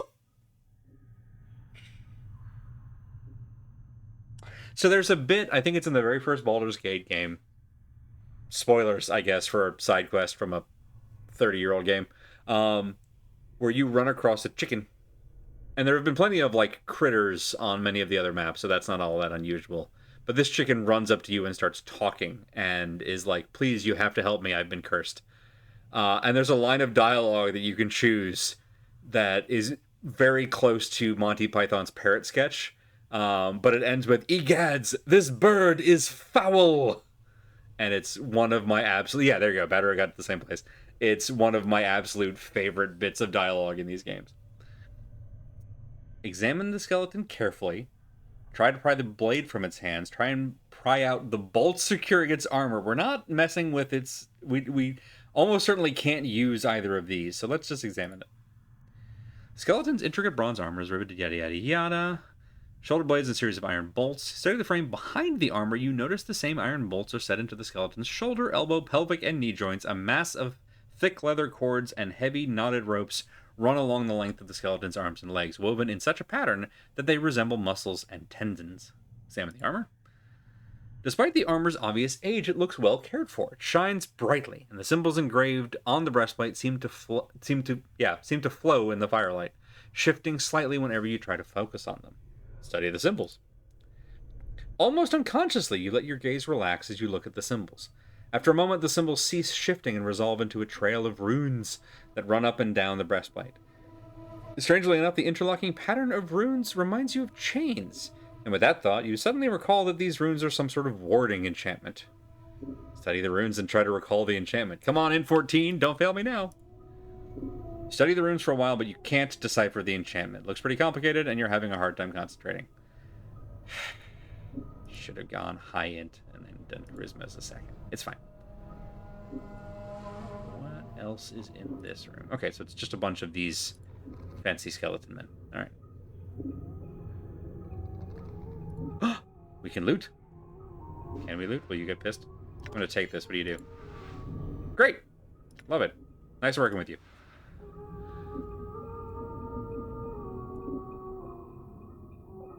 Interesting. Huge hatchet has a crescent-shaped head, although an intimidating weapon, it looks more decorative than functional. Not only is it extremely heavy, so yeah, it actually makes our that go worse. The balance is poor, and the edge is dull and pitted.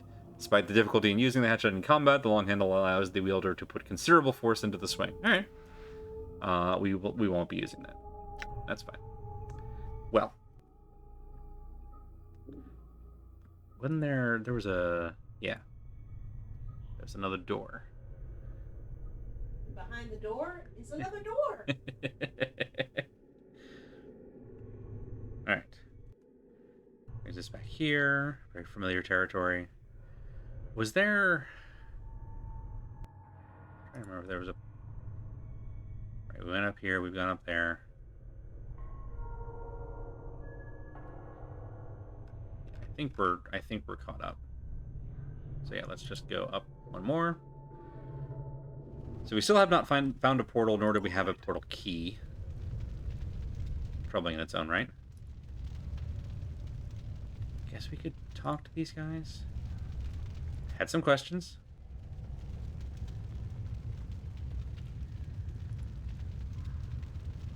Crap. Alright. Don't actually know how to get these guys to talk to me. Wait. No. Okay. Dustman had a different model. I was hopeful for a second.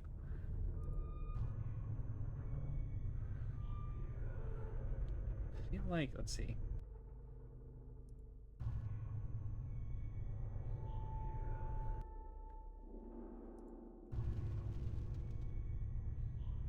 There's this staircase. I think we have the key to this now. Let's find out. I think the sanctum key that we have goes to this door.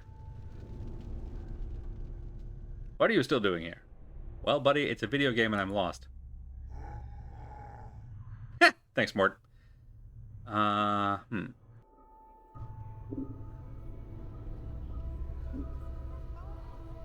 we got all this. Yeah, alright.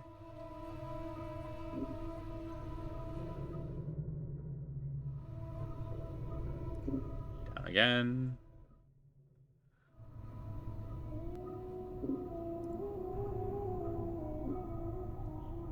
Oh, wait, what's this?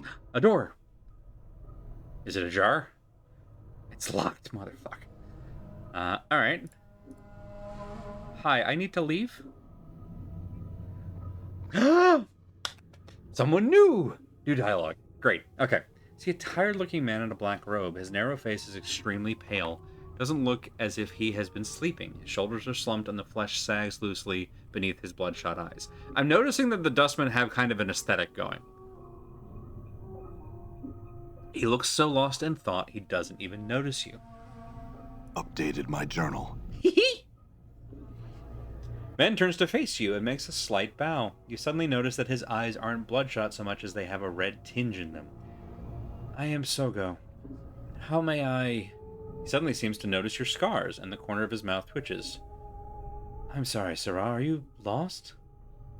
No, I'm not lost, but I had some questions. I do not recall admitting you. Sogo looks at you suspiciously, and his eyes gleam red in the light of the torches. May I ask what you are doing here? I was here for an internment earlier, paying my respects. I'm ready to leave, but I seem to have gotten turned around. Can you help me find the exit? Updated my journal has lived rent-free in my head for 27 years. It's that they only... And they don't, I guess, really need to record multiple takes of it, but it's clearly the same take each time, and I love it. Can you help me find the exit? Sogo nods, and the corner of his mouth twitches. Why, of course. These halls can be confusing to visitors. No harm done. You're not permitted here in the mortuary after 9 bells. Let me open the front gate for you. Sure, we'll just walk out the front. The portal key ID was cool, and I hope that we could have done that, but I couldn't get any of the guys to talk to me. I guess I didn't try deliberately fucking up a conversation. Or killing one of them.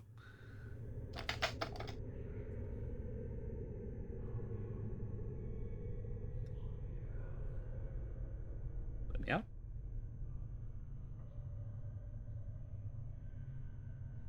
The slowest walk. Very well, the front gate is now unlocked, but you cannot re-enter. Can I ask you some questions before I leave? You may ask your questions. You alright? You look tired. I have recently taken ill. Minor fevers, nothing more. Sometimes they make me sleep difficult. Anything I could do? No, thank you for your concern. I will endure. Is there something else you wanted? Yes. Do you know someone named Farad? Farad? Of course I know him. Of course I know him. He's me. His eyes gleam red. A ghoulish man. No respect for the dead, and even less for the living. He's a scavenger. A collector. Collectors make their living gathering corpses and bringing them here to the mortuary. We then make sure the bodies receive a proper burial. So if a collector found a body, mine for example, they might have brought it here and sold it to you. That seems way too giving the whole game away. Do you know where I could find him? I know he resides in the Hive, the slums outside the mortuary, but I do not know exactly where. Some of the other collectors may know, if they'll talk to you. Need some other questions? I'm missing a journal. Have you seen one? A journal? No, I've not seen one. Oh, thanks anyway. Bye! Goodbye? Goodbye. 2 on the nose hole, exactly. There we go. Hello?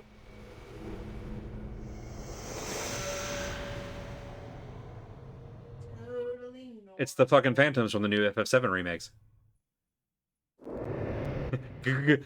Ghosts! Seagull. It's the place. I love how they get the curve in there. Right, is it like basically inside of a big ring? Yeah. Okay, Yeah. so it's a fucking habitat from Gundam. I love that shit. Yeah, Love it's it. straight up a hab. It's a welcome to the Halo. And if they let you look towards the center, you'll see the top of the spire. Hell yeah. Maybe. There's a couple of different interpretations. Okay. I kind of love that. I kind of like when there are many interpretations. I don't think I want to talk to any of... Well, no, let's talk to you and see if you can point me to the hive. Well, that won't be hard. Yes? You're in the hive. Right, I mean, they did say it was outside the mortuary, but, like, I was looking for specifics.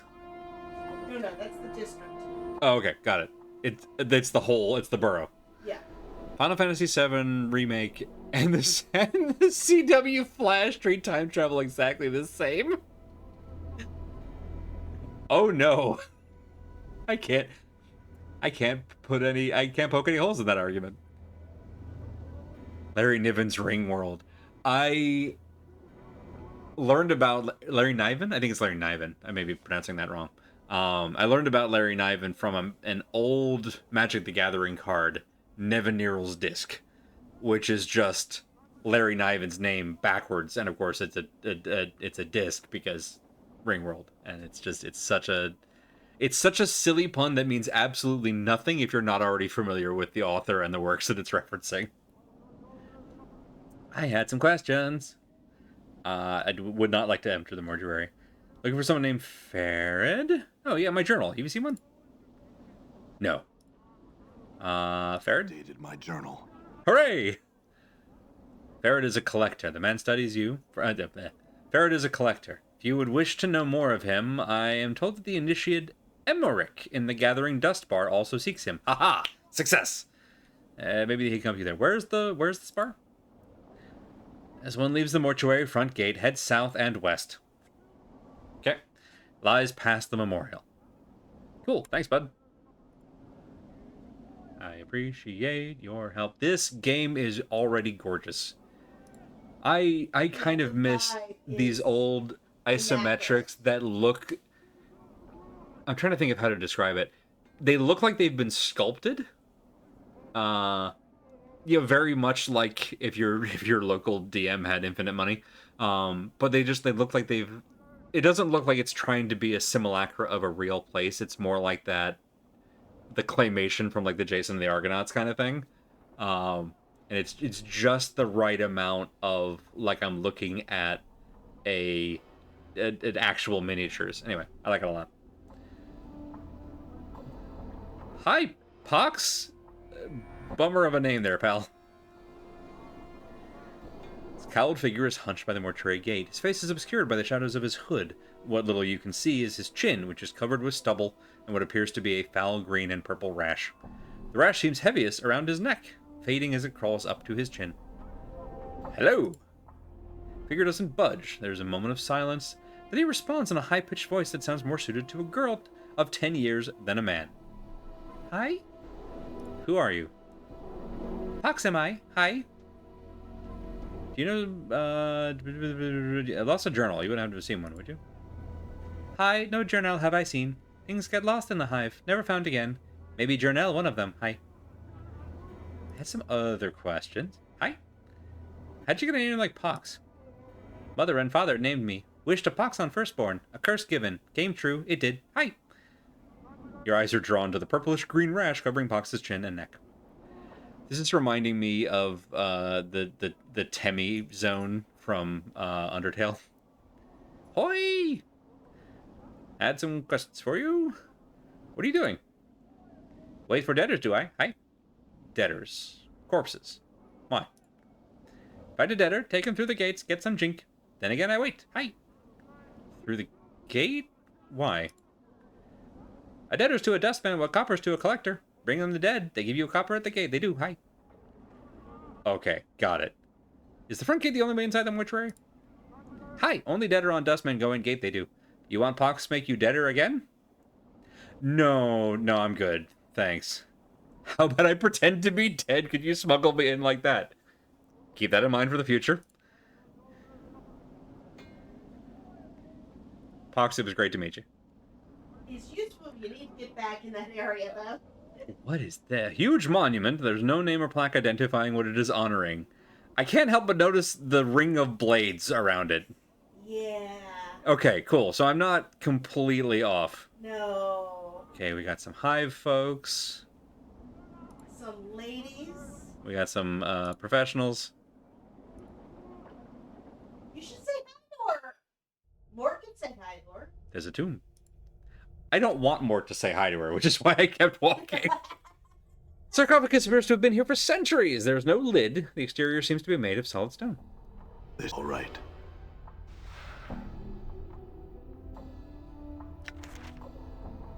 I'm not robbing the dead, but I will look at this note, because I can put it back. Note has been written with remarkable penmanship upon the finest parchment. Vaxis, if you are reading this, then you have undoubtedly failed in your task and have been forced to use the escape route I arranged. Told you that your little disguise idea was ridiculous. In any case, you'll need to lay low for a while. The Dustmen may be deluded, they're not fools, and they will certainly seek retribution for our intrusion. Did we just find a back door to the mortuary, maybe? We left you some coins. Use them to secure a hiding place in the hive, preferably in Ragpicker's Square. Dustmen will be unwilling to look for you there. Write that down here.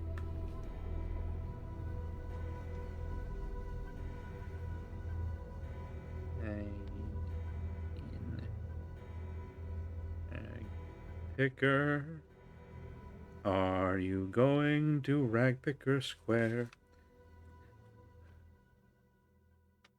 Find out where Ferret is getting those bodies he's delivering to the mortuary. It's apparently causing the Dustmen a great deal of upset, and I wouldn't mind knowing myself. Reports are that the stone-faced dustman at the Gathering Dust Bar, Initiate Emmerich, I think the fullest name is, has been sending out finders to try and mark Ferret's movements. See if you can find out how far along he is and hinder his efforts until we know more about Ferret's activities. I don't want Emmerich finding out something before we do. Okay, well, I changed my mind. Now I am taking the money. Oh, it's gone. No, it's not. It's just underneath. Yeah. Brazier has long run out of oil. Only ashes remain.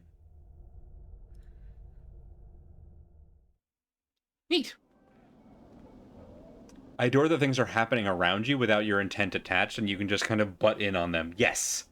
Genuinely was always one of my favorite things about these games is that, kind of like the games that I run myself, I try to make sure that there's things moving on their own trajectories independent of the player so that you can just sort of stumble into them sideways. And it's like, it's genuinely kind of nice when the whole world is not about you. What great timing for me to show up. Now I have, are you going to Trafalgar Square stuck in my head for the next 10 minutes. Bob, I'm so sorry. I'm also sorry because we're now going to send it. I just noticed that Mort's head occasionally does a roulette wheel in the frickin' in the down here space. And it just sort of rotates through. You nerd. Anyway, what I was going to say was, we're going to run some ads. 3 more minutes of ads to knock out pre-rolls for the remainder of the stream, and then we'll come back and try to find Emmerich, who seems to have been keeping tabs on Ferret, who was the person who brought us in, and may have some more details about us. Maybe. That's the plan. We'll see how this goes. I'm going to keep following threads until we run out of threads, and we're mostly naked anyway, so we don't have a lot of threads to pull. Back in a few minutes. See y'all then.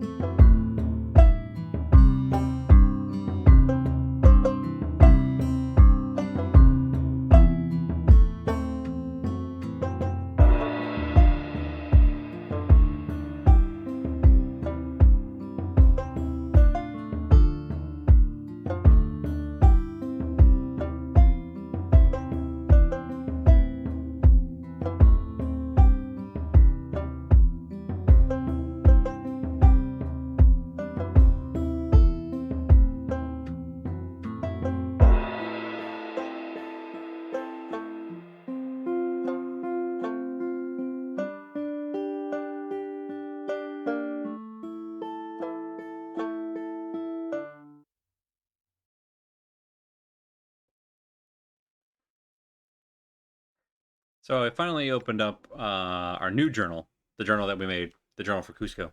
And I love that we have a Mort entry. Mort is a talking skull. His sole weapon seems to be his mouth, whether by taunting or biting. Seems to be along for the ride, whether you want him around or not. You're somewhat curious as to how he's able to float. Wow, that's a great angle for us. Looks so intimidating. You are nameless. You woke on a slab in the mortuary in Sigil, pardon me. God, it's gonna trip me up every time. Sigil. I'm gonna correct you each and every You time should. you do it. It's me, like, because it's actually easier for me to slide into the hard G for Sigil, and then I'm like, no, that must be wrong. I have to switch it, and it's like, no, you're double guessing yourself. Covered in scars and tattoos, your memory is gone. Who has done this to you and why? You don't know because your memory is gone, but you're gonna find out. Beasts, that's us. Quests. What Mort read on the directions tattooed on my back. I need to find someone named Farid. We've got all the details on that, I think. Hello? Twitch, what are you doing? Stop doing that. Hang on. Twitch has just started a double ad break for some reason. Yep, double ad break. Hey Twitch, what the fuck? Money to be made. Money. Hi, VOD watchers. We're gonna hang out for a few minutes to wait on this to finish because fuck that. So what shall we discuss? In the secret VOD channel. So yeah, so I'm noticing that there's this very cool this is our journal. It's kept incrementally so we can actually like track when. There's also a search function, which I don't remember on the other. Then this might be an enhanced edition thing. I don't know. Yeah, I'm pretty sure that's a new thing. But like, I love that I can do that and highlight. That's really cool. So what do you think so far? This game slaps. Which, like, again, that's everything that I've been told about this game is that it's real good, and yeah, it turns out it is. So that's okay. Now Twitch is telling me that the ad break is done, but it doesn't look like it. It doesn't look like it from my point of view. All right, then we shall continue to wait. What's even worse is that it's not only was it a second unprompted ad break out of nowhere, which is really obnoxious, but also because it's removed the timer from my end, I don't know when it's done. Minute and 40 something seconds. Minute and 40 seconds. What the hell? Or yeah. Hooray! Okay, it's at least done for some of you. All right. Well, we gotta find what's his face anyway.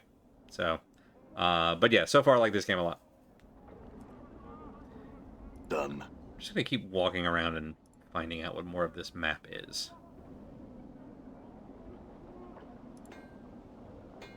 Another more different monument. Hello? Dabus? Dabus! I feel like I know. Ooh, talk to the Dabu. Talk to the Dabus. I feel like I've heard that term before. Talk to him. Talk to him. Talk to him. I'm doing it. You see a tall creature with a shock of white hair. Its skin has a greenish cast, and a pair of goat horns protrudes from its forehead. It is dressed in long flowing robes and appears to be floating slightly above the ground. Hi? Creature turns to face you, and a series of symbols... Okay, I do remember this. I remember hearing about this. Turns to face you, and a series of symbols appears around its head. The symbols have a slight glow about them, and they just hover there. How recently have you seen? Just before the break, I think, so we haven't really done anything. I dare you to punch him. I dare you to punch... I'm pretty sure that's sort of the thing that just kills you, right? That's the thing that just kills you? I dare you to punch him. Alright. Oh, for the power's sake, piking Dabus. Well, what's wrong? The Dabus, they speak in rebuses, these annoying word puzzles. If you don't know what he's saying, then we better find a native or some other way to communicate with him, if we want to. An annoying bunch. My bet, they can speak. They just would rather piss everyone else off by trying to puzzle out what they're saying. What's a Dabus? Chant is the janitors for the Lady of Pain. They float around breaking, fixing, and patching up Sigil according to her whims. They're worse than corpse flies. You can't swat them, though, or the lady will get upset. Ah ha ha ha ha. See? Okay. What? Lady of Pain? Who's that? I'm confident that there are people who... hottest chick in the setting. The hottest chick in the setting. I actually kind of hope that that's Mort's opinion too. I was gonna say I am confident that there are people who have never played Planescape who still know about the Lady of Pain. She's the one on the box. So, Lady of Pain, who's that? She runs this city. She runs this city on rock and roll. You'll know if you see her. She's got these blades around her face, hence the name. She's about the size of a giant. She floats off the ground just like these guys. Nobody knows much about her. She doesn't speak much. All you need to know is you don't want to make her angry. You see her. My advice, run. Yeah, that's about right. Lady of Pain is someone you should quick save before. I'm confident that the Lady of Pain is the kind of character that could reach into your save file and delete it. Like Monica style. That's sort of the impression that I get. The Davus waits patiently, its hands tucked into its sleeves. A series of symbols materialize above its head. Then they vanish, and a question mark appears. Try and strike up a conversation. See if you can translate what the Davus is saying. Worth it. Holy shit, we just gained a whole... Hang on, scroll back up. We just gained as much experience as we gained for the entire tutorial area. You ask the Davus several questions, trying to get a feel for the rebuses that appear above its head. It's extremely patient throughout your discussion. I love that. Giving you easy sentences to translate. Hey, on an unrelated note, has anybody else seen Project Hail Mary? Because, mwah, what a movie. Anyway, after a few minutes, you start to get the hang of it. It feels like you've done this before. Oh, that's fun. That's a fun little bit. Feels like you've done this before. Hey, thanks, buddy. I just wanted to brush up on my rebuses. Hasta luego. Maybe you can help me. The Davus waits.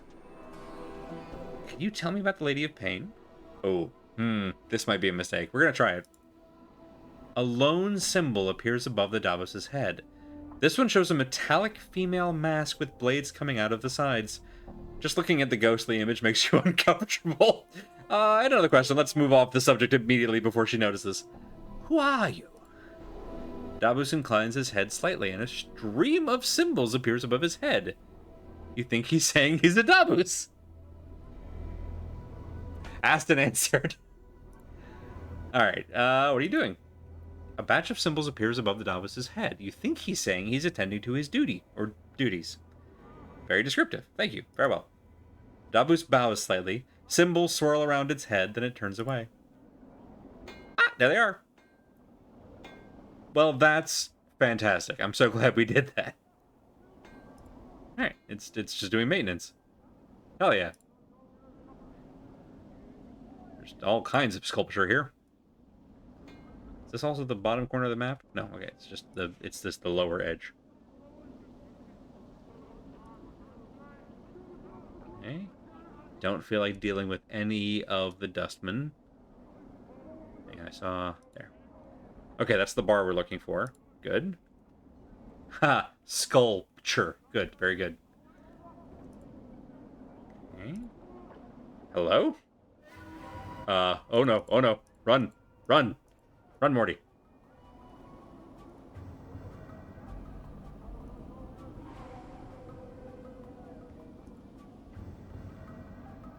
We're not attacking? I would like to attack. Did you see that? Damn it. Damn it.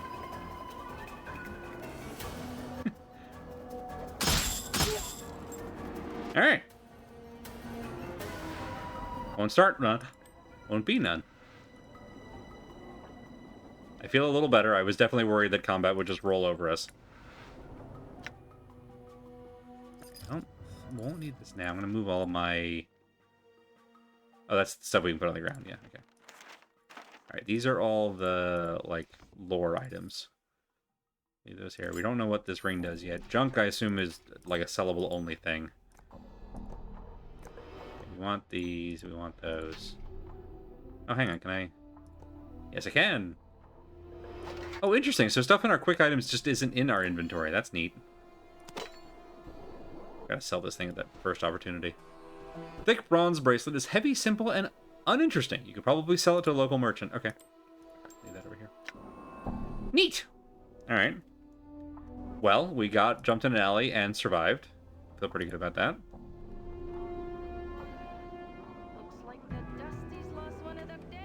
You have a name and also a tail. Let's talk. Hike off. No one take that out of context. You just made an O sound that has me concerned. You see a striking red-haired girl. Pick a good voice for this one. Pick a good voice for this one. Good. Noted. Thank you. See a striking red-haired girl dressed in leather armor. Her right arm is covered with a series of interlocking plates that look as if they were taken from the skin of some creature, and a horn shoulder piece protects her left arm.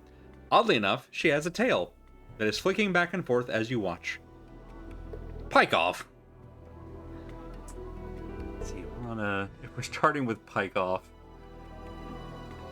Cockney. You go Irish lilt. But what is she striking? Hopefully not us. The full artwork. I mean, that's definitely striking. Ahoy. The girl ignores you. Yeah. I mean, yeah. She opened with Pike off. Who are you? Can you tell me where I am? I'm looking for someone. I'm missing a journal. Let's start with the... Who are you? Girl sneers, then makes an obscene gesture with her tail. She flicked us off with her tail. That's genuinely impressive. All right, I'm still. You said pick a good voice. I'm trying now. I'm giving myself the yips trying to think of one.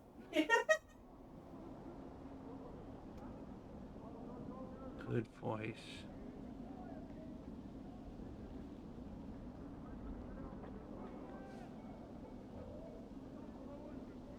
It's like I've forgotten all of my accent work immediately. I don't think I want to go vaguely Eastern European. Pike off, you useless clod. No, I don't think I want to do that. It's definitely like leaning Cockney just with the way that they've spelled everything. Yeah, no, Cockney's actually pretty good for her. Pike off, you clueless sod.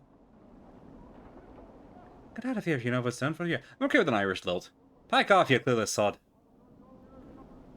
Watch your mouth, I'm not in the mood. Never, ever, ever picking this. Hey, easy, I just had some questions. Aye, and what is it you want? Can't help but notice that you have a tail. First with the talons, then with the tail. Can you tell me where I am? You're lost, but you're about to find trouble. Make yourself lost somewhere else, Bubber. I had some other questions I want to ask first. What is it you want? I'm gonna make a mistake. Let's make a mistake. Can't help but notice that you have a tail. Do I now? Girl looks at her tail. So I do! And here I was thinking that it was a trick in the eye. My, aren't you a sharp cutter? Why don't you piss off to whatever hole you crawled out of and leave me be? Me nor me tail is for trade, Jig. Okay, I love the accent you picked for it. It's so well. Given the way that they're abbreviating and the choice of slight words here, I think this might be the intended accent. All right, I was just curious. It's just as well. Neither you nor your tail are for sale. You couldn't squeak out a living with them anyway. Mort, cool it. Ow. Buddy, stuff it. I know all you have is mouth, but ferme la bouche. Ferme la you. What are you about, you blighter? Say it again. He didn't say anything. Forget him. He said that you couldn't make a living selling yourself. Did you not hear him? He's so loud. He said, and I disagree.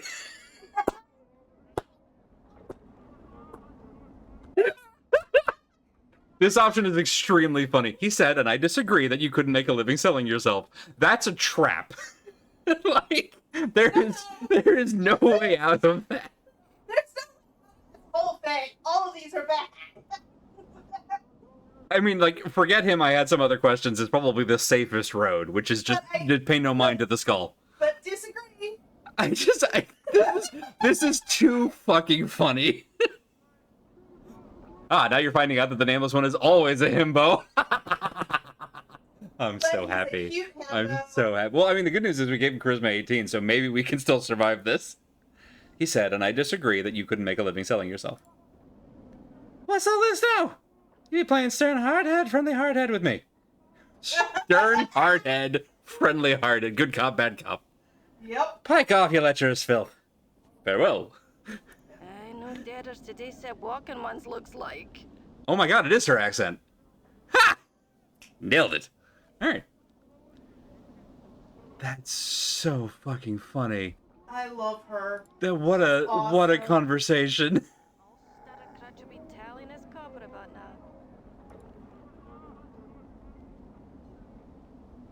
Eh? Bane the Sender. Listen, I love your color scheme. Let's talk. You see a heavyset man with sharp features and a pained expression. Despite his huge frame, however, he has an effeminate look about him. Yeah, because he's dressed in trans pride flag colors. Unlike the other residents you've seen... But yeah. That's fair. That's a deeper, like a richer pink. Unlike the other residents you've seen, he looks to have bathed recently. Is he effeminate or is he just clean? I always keep Anna around. Oh, she can join the party? Yeah, she's one of your companions. Is that... I will ask for a spoiler here. Can we recruit her now, or is that a thing that happens later? Like, should I go back and try that conversation again? Recruiting comes a little later. Okay, cool. So I didn't, like, miss it. No. Alright. Unlike the other residents here, he looks to have bathed recently. As you approach, he looks up hopefully and calls out in a high voice, Craddock, good sir? What? His hopeful expression dies as he studies your face. 1,000 apologies, good sir, if I've given offense. I'm called Bane the Sender, third child of Di Bane the Sender. I'm one of the many runners in the employ of the House of Senders. You haven't offended me yet. No apologies necessary, Bane. What do you want? 1,000 apologies for troubling you with such a trivial matter, but I see Craddock, an overseer in the hive. Bane looks like he is in pain, but alas, he eludes me. Could it be you have heard of such a man? I'm sorry, I haven't. I'm bound to deliver a message to him, and as yet fortune has chosen not to favor me. I could help you. If I come across the man, I could pass along the message. Bane's face lights up like a lantern. Oh, fortunate day for Bane in the House of Senders! Any assistance you could provide would be most welcome. If you can find this Craddock and pass along the message, I shall see to it that you are paid for your troubles. Alright, what's the message? The shipment must be incursed by the 3rd day or there will be a penalty. I'm told that Craddock will know of the shipment to which the message pertains. If I see Craddock, I'll pass along the message. Is there anything else you can tell me about him before I go that might help me find him? He's said to be a giant of a man, stern of features, that he is an overseer in one of the hive marketplaces. Alas, I know little else than that. That's enough to go on. Look for a big man. Find you a big man. Thank you, sir. Should fortune favor you and you are able to bear the message to Craddock, be so kind as to return and tell me of it. I will see your efforts are very well rewarded. Farewell, Bane. Updated my journal. Hey. Oh, God. Chief. Every fucking sentence Bane says sounds like a con man.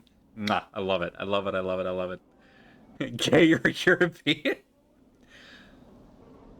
Was that Avenue Q? I mean, they didn't start it, but I feel like that was the song.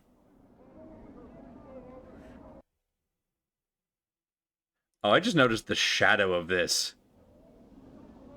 Yeah. It is I, the mighty Aku! Alright, so, we know that this is the bar we want to go to. Got like 20 minutes left. Let's go to the bar, and then I'll finish exploring the district next time. No, you won't. I mean, I'm gonna try. At least this map. Hooray! Chief, what are we doing in here? Let's say we just give this place the laugh, all right? Welcome to Aku's story. Ow. God, frickin' Samurai Jack the original run was just an incredible piece of media. Anyway, I don't know where it's originally from. I think I saw it in an anime music video. I think it's one of the tracks in the Avenue Q Dirty Muppet musical. But again, it obviously predates that. They were already referencing stuff. I'm sorry, is Awaiting Death your name? Oh my god, are you guys Puritans? Ooh. Before you... Sorry, did I get it too close to the mark? Before you is a young dustman with stubble on his chin and dark circles beneath his eyes. He's staring at the wall with a somber expression. Yo! They say greetings every time. I'm going to have to keep it fresh. I'm sorry. Dustman doesn't look up. He stares straight ahead as if he's seeing something several leagues beyond the walls of the bar. Can I ask you some questions? Dustman doesn't respond. He keeps staring into the distance. Alrighty then. Let's go, Chief. This dusty may as well be fertilizer. May as well be fertilizer. Stay a while and listen. Once upon a time, there was an adorable little girl with a red hood and great flaming eyebrows. As you turn to leave, the dustman suddenly speaks, his voice barely a murmur. You have to strain to hear the words. You think he said something about wanting to die. What'd you say? The boy's expression does not flicker. Do you want to die? No, do you? Yes, do you? Lie. Yes, do you? Wow. What a trio of options to lead with. I really don't know. Do you want to die? Are you threatening me? Sorry. You can't write out the words, are you threatening me, and not have me immediately go into Beavis and Butthead. It's one of those verbal stems. I really don't know. Do you want to die? Yes. Why do you want to die? This existence is a mockery of life. Do not wish to continue the charade any longer. Why would anyone wish to remain in this foul city in the center of a multiverse that feeds on pain and hatred? Death is silent, comforting. Surely living can't be as bad as you make it out to be. That's a bleak outlook. Isn't there a faction for them? Yes, it is. For anyone not, there's a faction literally called the Bleakers, who are nihilists, I guess. That's probably an oversimplification, but anyway, their name is appropriate. Let's just say that much. It's a lot more to life than pain and hatred. I'm gonna say that's a bleak outlook, in hopes that sets up conversation about the faction I'm talking about. This is living? He bares his teeth and his hands clench. This existence is a mockery of life. I do not wish to continue the charade any longer. Death is silent, comforting. Trust me, it's not. The boy seems irritated by the comment. And how do you know? I don't know. I've yet to see what lies beyond death and remember it. If I die again, perhaps then you could speak of it. Let's play with fire, right? The dustman blinks, then sneers. You lie. No man can die more than once, not without being resurrected by mighty magics. Try and kill me then, see what happens. We're not playing with that much fire. If I ever die and remember, I will return and speak of it to you. Then you may gauge whether I lie or not. Resurrected? Brought back to life, the magic required is indeed powerful. Who would be capable of such power? A powerful sorcerer or priest, one of the powers, but not anyone I know. And I don't believe you know anyone of that sort either. You just met me! The true lie dialogue trees open up so much writing. Yeah. Yeah. You don't believe I can't die? I can prove it to you. What do you mean? You can't seriously. Take your hands and twist your neck. Your vision slowly returns. Your death felt different this time. You see awaiting death standing above you. He looks horrified and fascinated. He's propped you into a chair and is looking apprehensively at the other bar patrons. They don't appear to have noticed or have mistaken you for a drunk. Convinced now? Are you one of the walking dead? I don't know. Then what are you? I don't know. But I die and am reborn. Yet, you still think. You still feel? Yes, but there is a hollowness. Something is missing and it eats at you. Never leaves you in peace. You have to use a humanity to restore it, and then you can summon people again. To be dead, and still think and feel. Will misery never leave a body be? Thought seems to horrify him. Even death is no release. Indeed. Perhaps you should not be so quick to abandon this life before knowing what the next life holds for you. The boy falls silent, thinking. Eventually he turns back up to you. Your words carry weight, sir, and a fresh perspective. I will do as you have said.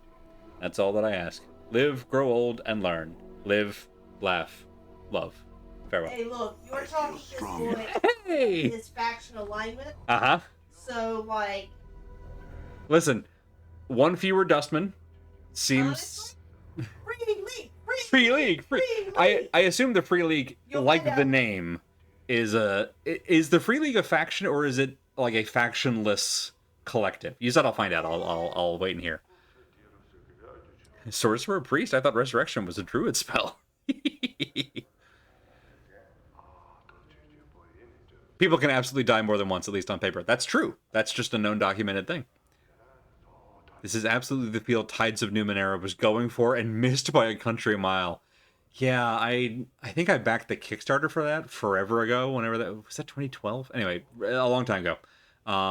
And I still like, I generally Monty Cook's stuff hits for me. And Numenera itself, I adore. And in defense of Tides of Numenera, Mhm. Colin McComb was involved. Yeah. So, But yeah, it was very clearly aiming to recapture lightning in a bottle. And yeah, it just didn't hit for me. But that's fine. Not everything is gonna be a home run. The game specifically was one of the worst things Alice ever streamed. Oh no. Alright, so we have Dustman. I'm gonna talk to everybody with a name. That seems prudent by old RPG rules. You see a spindle-thin man in dirty black robes. His stiff black hair springs forth from his skull like a crown of spikes. His leopard-white skin is drawn sharply across the skull. He's frowning to his drink and mumbling to himself. Wada! Dustman looks up, blinks once, then looks you... That's how I would react to that sort of thing, too. Then looks you up and down, studying you. As he studies you, he takes one of his spiked locks and points at himself with it. Narochi, Initiate, Dustman, Guard. You look troubled, Narochi. Troubled, yes. What's wrong? Many troubles have I. Help, can you? A mausoleum awakes. The dead walk. The dead disturbed. Darmok and Jalad at Tanagra. The Dustman disturbed. Find out what disturbs the undead, and copper coins will I pay. Cool, where's the mausoleum? Updated my journal. Mausoleum by Dustman Memorial. Go north and west from Black Monument. Go to Arch. Semicircle over your heart with this finger this make. He wiggles his index finger on his right hand. To the mausoleum. Go will you. Alright. Quest. Love quests. Mortai Gravesend. Okay, I gotta talk to Old Copper Eyes. What a name. Before you was a tall, silent figure. Easily passed for a statue, all of the deep furrows in his face and brow make you wonder if the sculptor was a little too eager in defining the face with the chisel. Looks well over 50 years old, but exactly how much over 50 it's hard to tell. As he slowly turns to look at you, you catch the dull sheen of copper in his eyes. Ah, hence the name. When 900-year-olds you reach, look as good, you will not. He stares at you. His eyes are difficult to make out past the black well of his eye sockets, but they do look to have a coppery sheen. I have some questions? Says nothing. Never mind. it doesn't matter. Alright, there's Emmerich. That's who we're actually here to see. We'll end on that. Thought I saw... Yeah, here. Gone. Mortai Gravesend. I thought it was Gravesend, but I think it's Gravesend. I guess it could be either. I don't know. Tiny wizened man is dwarfed by his huge Dustman robes. They look as if they were chosen to cloak his small stature. Although he looks to be in his late 90s, this man is extremely energetic. Fidgets continuously, and his eyes dart around the bar like a bird. Yo! Man's eyes gleam as he takes your measure, and he gives a slight nod in greeting. Hail and well met, traveler. You look like one who is just getting their sigil legs about them. Pardon me, have we met before? Your face seems familiar somehow. No, at least I don't recall you. Maybe I was mistaken. Well, no matter. How is it that Mortai Gravesend may help you? Do you seek the contract? No, but tell me about it anyway. The contract? Why, it's but a simple transaction. Pulls forth a dusty parchment and a quill pen. I give you 50 commons. In return, after death, the Dustman faction may claim your remains. What will you have... what use will you have for them at that point anyway? This is just the end of Shaun of the Dead. What do the Dustmen do with the body? What does it matter? It's of no consequence when you pass on. It matters to me. Well, you must know, oftentimes nothing is done with the body, and it is we, the dustmen, who have wasted all that money. More fools us. But, rarely, there are times when the workers in the mortuary need to be replaced, and then we may have a need for your body. You mean I'll be animated as a corpse and put to work in the mortuary? That doesn't sound good. But no harm is done, no pain, and there is no danger. In exchange for money you can spend in this life, you merely have to give us something you will have no need of anyway once you have died. I signed the contract myself, if you must know. I have no need of my body when I'll pass on. For now, I have some other questions. Searching for a man named Farad. Have you seen a journal? Know nothing about a journal. I deal with documentation of a much different sort. Do you know Farad? He's one of the collectors, isn't he? I know little of him. I think Initiate Emmerich mentioned him in passing. Emmerich should be around here in the bar somewhere. He can usually be found in the far corner of the head table. That's all I want to know. Bye. Is there something wrong?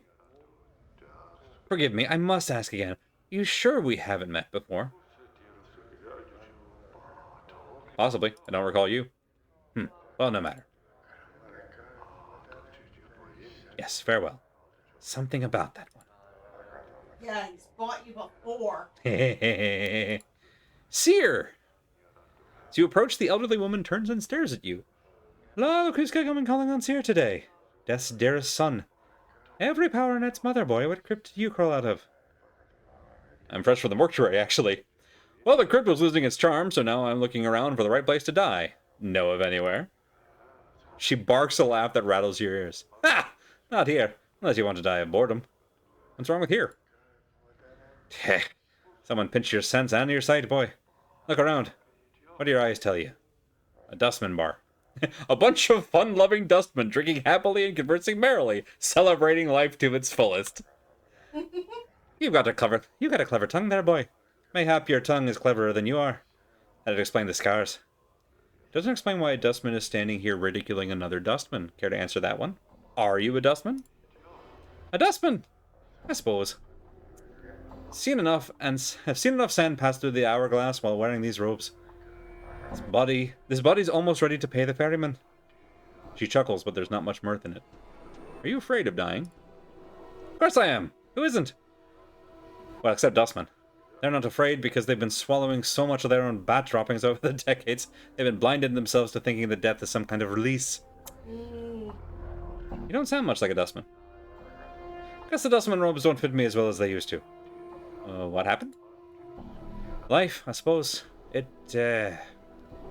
Never you mind. I won't bore you with the nigging details. I'd like to know, actually. Oh, would you? How old do you take me for, boy? Truth. Old. Let her down gently. Not too old. Lie out of kindness. Rather youngest. Let her down gently, not too old? Well, you're wrong. Really old. Now, I've spent most of my long years teaching dustmen. I've seen many dustmen whelps grow within our order, taught them the ways of the faction, kept the faith, preached the tenets of the faction, and so on and so on. No questions, no doubt. This life was merely an antechamber that led to the true death. What happened? Well, a half-month back, I went sick with a fever. I thought it was the end. It, rattled my cage. How? There's something about having your faction members circle around your deathbed like a pack of pale-faced ghouls, nodding and agreeing that your suffering and dying is all for the best. Oh, Seer is so fortunate. She'll soon be relieved of the burden of life. Burden of life! That's when it struck me. That there's something adult about not appreciating your life. The dustmen keep saying that life is misery and suffering. Is it? Or we should be happy to pass on to oblivion, should we? Questions, and precious few answers. Doesn't sound like you believe in the dustman philosophy anymore. I suppose I got a swarm of doubts all buzzing in my skull. Hard to get them all to be quiet sometimes. They need to be fed answers. I haven't got them all worked out yet. What do you do? To be square, boy, I don't know. That's the problem with doubt. I can't even trust that what I'm feeling is true, or if I'm scared of death only because of my brush with the fever, or even what I should do. Is this a passing thing? I don't know. Sir, if you had truly believed in the Dustman philosophy, then your brush with the fever would not have left you with such doubts. Hooray, XP! She stares at you, then nods slowly. Maybe so. Maybe so. I have to chew on it over some... I'll have to chew it over some more. You should. It's no small matter. Now. Enough of me rattling on about my woes. You look like you've shared a few handshakes with Death yourself. Hasn't that changed your views somewhat? No, because I can't remember. Doesn't it make you appreciate life a bit more? My brushes with Death are a lot closer than those of other people. Can't seem to die. No. I'm just gonna say, yeah. And well, it should. Nothing comforting about death. I must take my leave. He rattled her cage, but she has to work her per wage. And despite all her wage. Okay, we've talked to all the folks with names, except for the big one. See a heavy-set man with dark skin and grim features. He is dressed in dustman robes and is regarding you with a stony gaze. My man. You have the look of one lost. The man's voice is like stone settling. Okay, whiffed on that one a little bit. Did the wind send you, or are you here with purpose? Who are you? I am Emmerich, Factorum and Initiate of the Fourth Circle. Is this your bar? If you measure ownership in copper, this is not my establishment. If you measure ownership in spirit, it is mine. The dustmen here are my students. They're under my protection. I have some questions. Is this your bar? We just answered that one, buddy. Can you tell me about the dustmen? I don't care. I would like to join. Nope. Tell me about the dead Nope. Come here in search of a journal. These eyes have seen no journal. Perhaps your search will take you elsewhere. Come searching for a man named Farad. Have you seen him?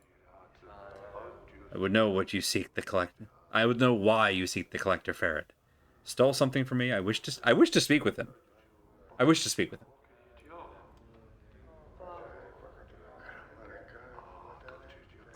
As do I.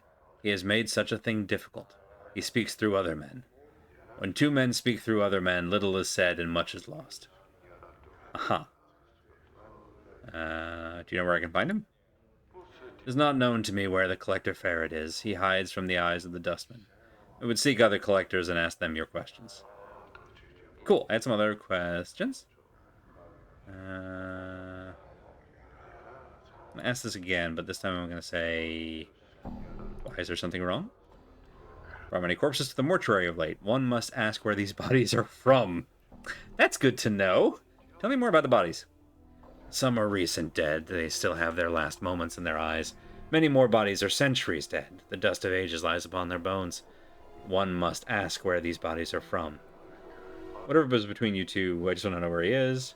Perhaps I could find out where these bodies are from. How would you do such a thing? I would track Farad down and ask him. You spoke with the collector Farad and returned with his answers. You will have done a great service for the dustman. Find where the dead he brings to us are from, and you will be rewarded. Okay, I will... As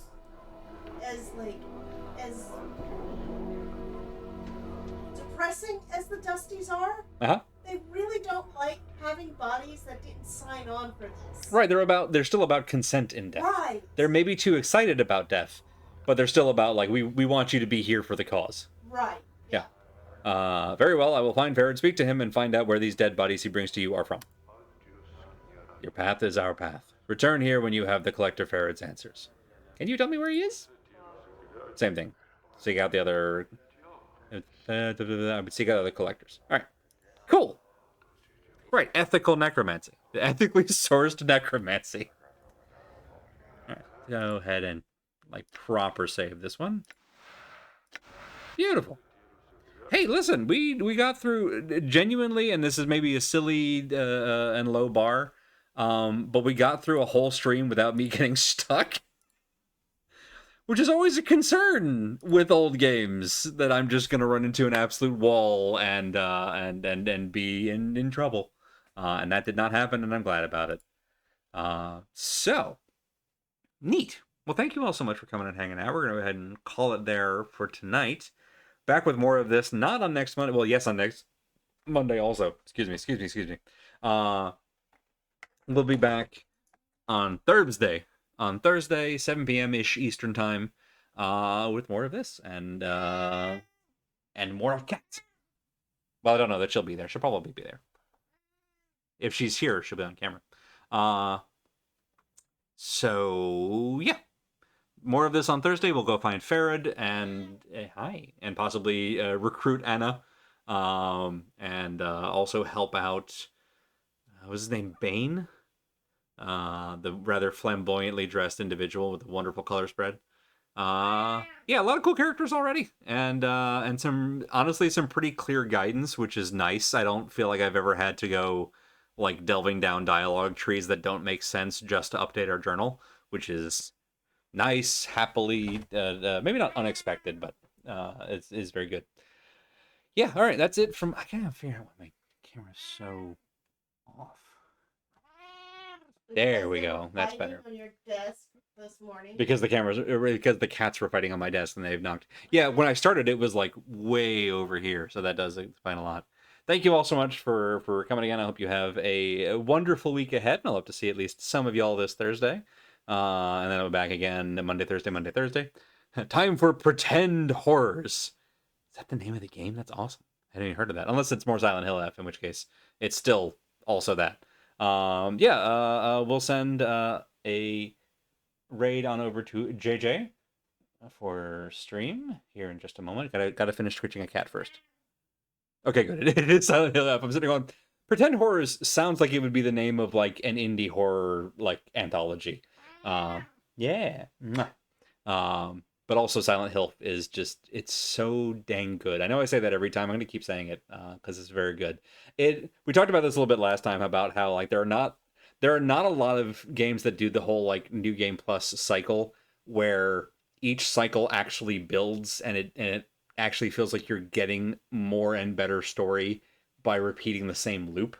And Silent Hill F does, I think, a very artful job of doing that, and not too much. It's a little bit of a slog, but there's a lot of really good shortcuts on it so that subsequent runs are quicker, and that's very good, I think.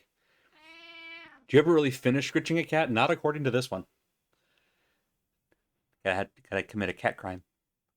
You just take a break to rest your hand. That's true. It's a long series of scritches and cuddles, broken up by occasionally having to go to sleep or go to the bathroom. Armpit scritches. Armpit scritches. There we go. Thank you all so much again. I hope you have a wonderful week, and I'll hope to see you next time. And Jasmine's out of here. Good night, everybody.